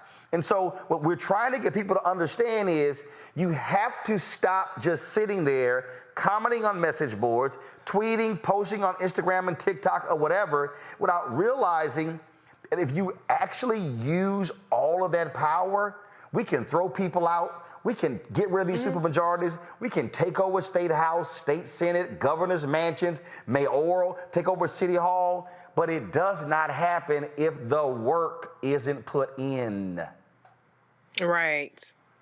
And, you know, I think it's so interesting about that Dr. King quote, too, because there really isn't a shortage of agitators in the Black media space or Black targeted media space. Unfortunately, it's a lot of people that are agitators, and I would call it fake militants, for the purposes of sowing chaos, for the purposes of dissuading people from even being involved in the electoral process. And unfortunately, their work is the stuff that gets picked up and amplified by chaos agents and disinformation campaigns like ones from Russia and other entities in the Republican Party. And so we are up against a very organized and very relentless campaign to strip us of our power, and they're leaving no stone unturned. We're not just talking about what's happening in these state houses. We're talking about what's happening and how we ingest our news and who we go to get our news from. And so it's so important that we have platforms like Roland Martin, or if you're somebody like me who does have the opportunity to be on a white-owned platform like Sirius. I had Brandon Johnson on my show after he came on your show, and he had the opportunity to talk to the people that find me credible. And so we have to lend our credibility, those of us who have the mic and have platforms, and it doesn't have to just be people who are political, it can be anybody, to those who need to be heard. And so when the MSNBCs and the CNNs move on to the next drama of the day, we still need to be here, and we still need to be holding each other's feet to the fire. Y'all can be mad about my language, but take that little energy and take that little keyboard. Why is she cussing? Okay, well, take that and go ask why these damn Republicans are stripping you of your rights. How about that? Go take it and write them a letter. Go call your congressperson or your state person or your councilman or your mayor or your whoever. Okay, take that energy of wanting to see things done a certain way to your taste, take it to the ballot box. Because some of y'all ain't out there voting, but you're in the chat boards talking shit. So what we need to do is keep doing the work, like you said, Roland, and keep amplifying the people who are putting those who are doing the work in front of the camera, in front of the mic. Let's go back to Tennessee, Nashville. Here's Mark Thompson. Mark, let's see if we can listen. Really listen and understand the voters in their districts and across the state who can tell everybody in the most powerful way. They spoke to our members. I don't think they spoke to those hearts. I could see it. Yeah. Yeah. But still, what's the difference? Where I made it through. The young men did not make it through. I think you're right. I think we might have these two young men back very soon.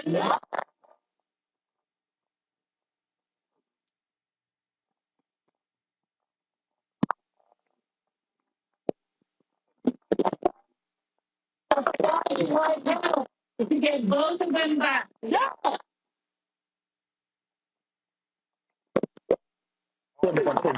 The audio is breaking up there. That's Representative Gloria Johnson who is speaking. Let's see if we can hear now. Because of my own being in the House and everything, but I supported Justin Pearson from afar. I will continue to do that, and I will continue to ask all of you all to help make sure we get these fabulous young men back to the House.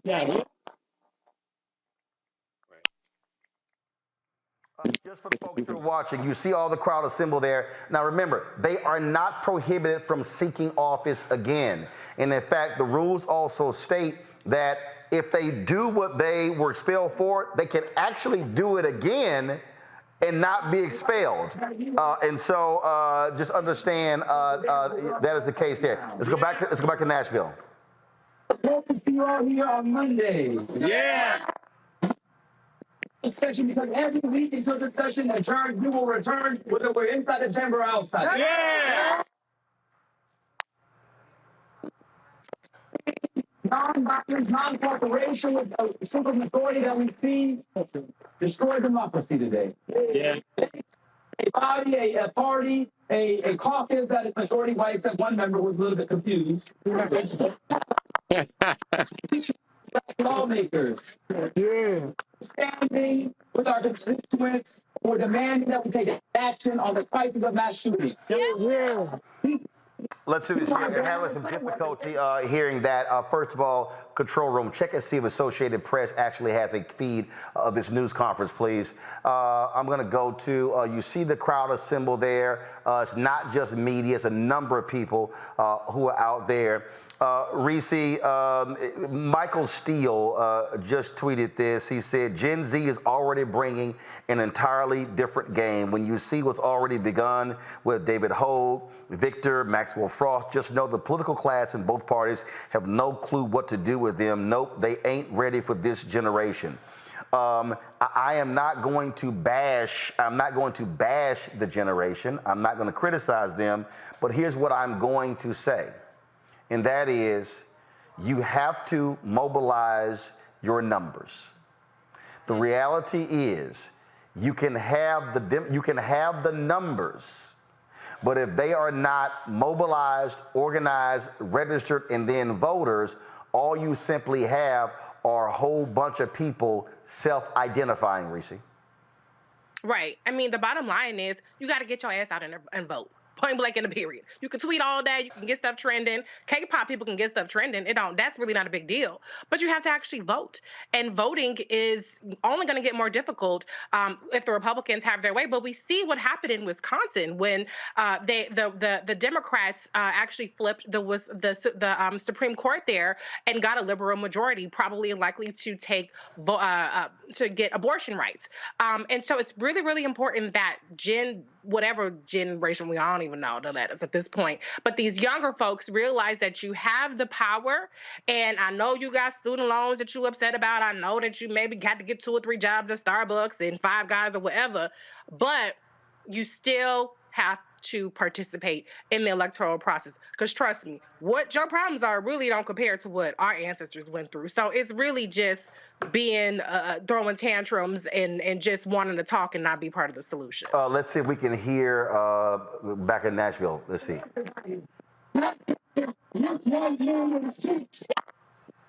Still having some issues there. Greg, this is what I'll say. again to the folks when we're talking about mobilizing and organizing, and that is this.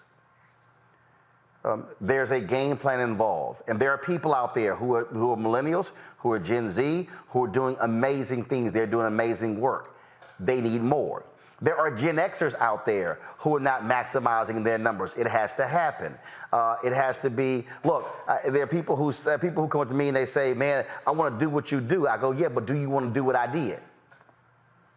And so there's a plan of action. This did not just happen by happenstance. There was a plan. It was organized, and then there was a strategy.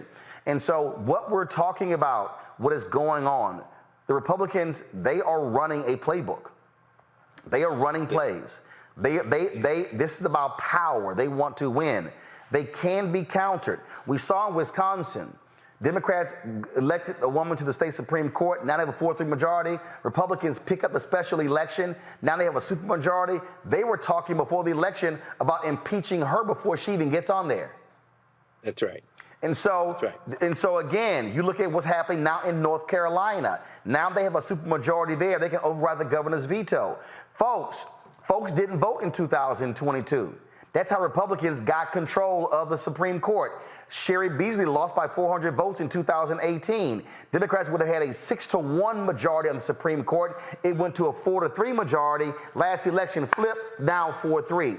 And so folk have to understand, 400 votes was the difference between a black woman being the Chief Justice of the North Carolina Supreme Court, and Democrats have a 6-1 advantage.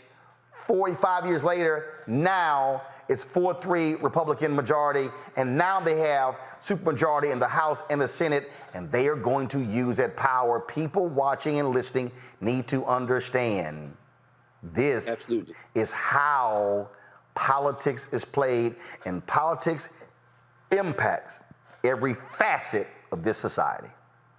That's absolutely right, Roland. And this is the way politics is played around the world.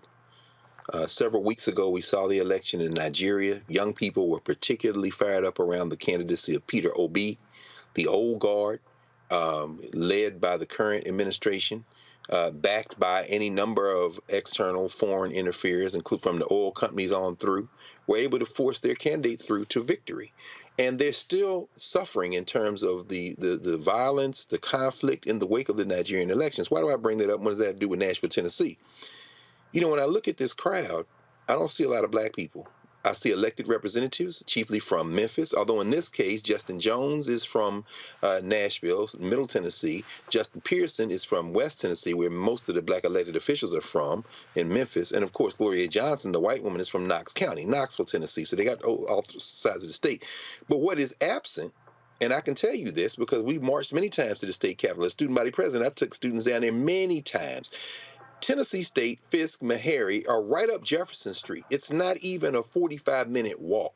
Where are the black citizens of North Nashville out there? Some of the people who voted, in fact, for Justin Jones. I'll tell you right now, they are not as organized, in part because these are the people who do the living and dying. These are the people who have to be not only encouraged, but organized with and listened to and put together to go out and vote because they have lost hope in Jackson, Mississippi, in Louisiana, where Gary Chambers could be a senator, in Atlanta. These are the folk who are not there tonight, but who are the victims, who are the brunt of this. And how does all this tie together and relate to how you talking about the black press and the importance of this? In order to do that work, when you ask somebody, are you willing to do what I did? We are living in an age now where March for Our Lives are the ones who are doing the die-in right now, the way I understand it, there in the rotunda at the Tennessee State Legislature. This is a movement that has been buttressed, buoyed, in some places created by social media. And as Reese said, whether it's TikTok or Twitter, you're on social media. But if you're going to translate that into the door-to-door work, into the house-to-house work that SNCC did and other things, you're going to have to organize with people who are now alienated because they see naked power. Finally, I will say this. You've said, as you said, these white nationalists are organized. They're organized because they have the levers of power, and they've got the billionaires, they've got the moneyed classes that are out there trying to maintain these types of divisions, because at the end of the day, they don't care about black or white. They're looking at green. I just read an article in today's Financial Times, $7 billion the hedge funds made over these banking crises of the last several weeks because they short sold stock in all of those banks, borrowed stock, sold it at higher prices than they borrowed it for, and they made $7 billion in the last month after Silicon Valley Bank collapsed and the others followed suit. Why am I bringing that up? They have rented politicians. This ain't just about white nationalism. This is about, as you said, contracts. This is about tax dollars. This is about revenue that they can repurpose and move, whether it be Texas, Mississippi, Tennessee, Georgia, wherever you want to go. In order to fight that, yes, we have to invest our funds in Black Star Network so we can have these conversations. We have to put our money where our mouth is. And most importantly, we got to put our bodies together. You can't beat money for billionaires with money. You don't have the money, but what you have is the people. There you go. I'm very concerned about the fact that we don't see a whole more black people out there today. Well, there's the story. I am, first of all, I did get a text. First of all, Reverend Stephen Green is there. He's working with Until Freedom. I was texting Tamika Mallory, and they've been on the ground there. Reverend William Barber said the repairs of the breach have been there. I'm still waiting to hear from the NAACP. We've reached out to them. What the heck are all their branches doing in Tennessee, not just on this issue, but also what's happening with Republicans trying to go after the president of Tennessee State University, Dr. Glenda Glover, them trying to get rid of the entire board of trustees. I want to know what's going on there. And so we'll be finding those things out. Let's see if we can get the audio. Let's see if it's still bad audio coming from Nashville, folks.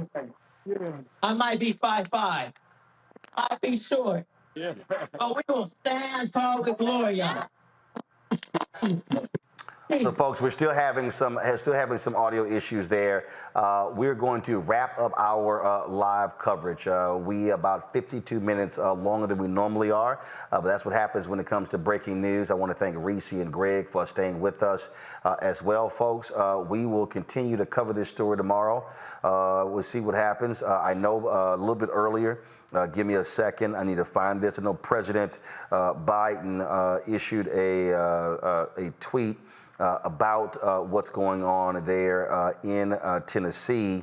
I'm hopeful, like I say, to me, the smart politics would be to have those three at the White House. To make this up, go to my iPad, please. President Biden said 3 kids and 3 officials gunned down in yet another mass shooting. And what are GOP officials focused on? Punishing lawmakers who joined thousands of peaceful protesters calling for action is shocking, undemocratic, and without precedent. The reality is this here, and I'll say this here. If Democrats, if you want to understand how to play hardball, you bring those 3 to Washington, D.C., even though 2 were expelled and Representative Gloria Johnson is there. You call out the Republicans. You sit here and you tell the world exactly how evil they are and what they're doing, not just in Tennessee, but in Florida, in Georgia, in Mississippi, in Alabama, in Texas, in Arkansas, in these other different places, in North Carolina, in South Carolina. And what you do is you specifically speak to young voters. You tell them, remember this moment and let it serve as fuel to drive you to get folks to the polls. I would love to see folks mobilize and organize in Tennessee who are pissed off what Republicans are doing there and go after it. Have some young folks run for office to take out some of these people. Because do understand, Frederick Douglass said it best, power concedes nothing without a demand, never have and never will. But he also said agitate, agitate, agitate. What people must understand today is that it is our turn. We have got to stop having these discussions about what Dr. King did and Fannie Lou Hamer and Diane Nash and James Bevel and Ralph Abernathy and Andrew Young and Reverend Jackson and what they did. No, there has to be a new story that is being told, a story speaking about what is happening today all across this country. There are young people there who are organizing, who are mobilizing. We have lots of generals, but we need more troops. We need folks who are willing to put something in the game other than their tweets and Facebook posts and TikTok posts and Snapchat posts. What we need are folks to understand that if we are going to actually change this country, make it a more perfect union, or as Dr. King said, be true to what you put on paper, you got to make them. Greg always says you must break their backs.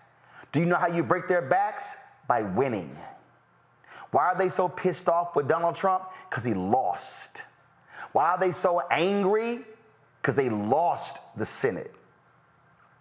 Folks, as Greg, we may not compete with the billionaires, but Brandon Johnson will tell you we can outwork you and still win. This week, we saw what happened in Chicago when Brandon Johnson was elected mayor of Chicago. We saw what happened in Wisconsin when Janet was elected to the Supreme Court there. We also saw what happened with the 55th anniversary of the assassination of Reverend Dr. Martin Luther King Jr. When we move as a collective, we have the ability to change this system. And what does my t-shirt say? Not the right kind of black. See, remember, that was a CNN executive. And just so y'all know, yesterday was the 10th anniversary of me leaving CNN. It was an executive at CNN who told Soledad O'Brien that I wasn't the right kind of black. That's why I had the t-shirt made. It's a whole bunch of us have got to stop being the right kind of black. You heard that Indian American immigrant stand up and tell Representative Jones that he needed to be more appreciative. More appreciative. And he needed to essentially assimilate. And that guy said, oh, I've never had a racial slur uttered at me ever in my life. Well, congratulations. Because many have. Folks, what we are chronicling, literally, is a repeat of what took place after slavery ended. I have been telling you this. The election of Barack Obama caused folks to go, oh my God, this thing is real. Justin Pearson said it. I am telling you, they are fearful of the changing demographics. Make them cry.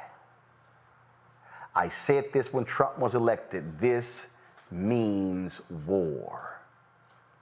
We are not just in a cultural war. We're not just in an ideological war. We literally are in a war for the soul of America. And folks, let me be perfectly clear. They have never wanted this to be our country. They have never wanted us to be in power. They've never wanted us to be in control. But we now have the opportunity to be their worst nightmare. And that is to be the generation that they always feared. Smarter, faster, better, more efficient, and most importantly, unbought and unbossed. This is our moment. The question is, what are you prepared to do? Folks, support us in what we do. Download the Black Star Network app, Apple phone, Android phone, Apple TV, Android TV, Roku, Amazon Fire TV, Xbox One, Samsung Smart TV. Send your resources. Join our Bring the Funk fan club. Check in money orders. P.O. Box 57196, Washington, D.C. 20037-0196. Cash App, $RM Unfiltered. PayPal, R Martin Unfiltered. Venmo is RM Unfiltered. Zelle, Roland@RolandSMartin.com. Roland@RolandMartinUnfiltered.com. And of course, get my book, because the proceeds of the book go right back into the show, White Fear, How the Browning of America is Making White Folks Lose Their Minds. About it, available bookstores, download the copy on Audible, get it from Amazon, Barnes & Noble, Target, you name it. Folks, I will see you tomorrow, right here on the Black Star Network. Holla!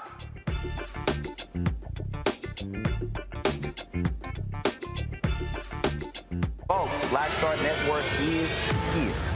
Hold no punches. I'm real revolutionary. revolutionary right now. Support this man, Black media. He makes sure that our stories are told. Thank you for being the voice of Black America, Roland. Stay black. I love y'all. All momentum we have now, we have to keep this going. The video looks phenomenal. See, this difference between Black Star Network and Black-owned media and something like CNN. You can't be Black-owned media and be scared. It's time to be smart. Bring your eyeballs home. You dig? Pull up a chair. Take your seat. The Black Tape with me, Dr. Greg Carr, here on the Black Star Network. Every week, we'll take a deeper dive into the world we're living in.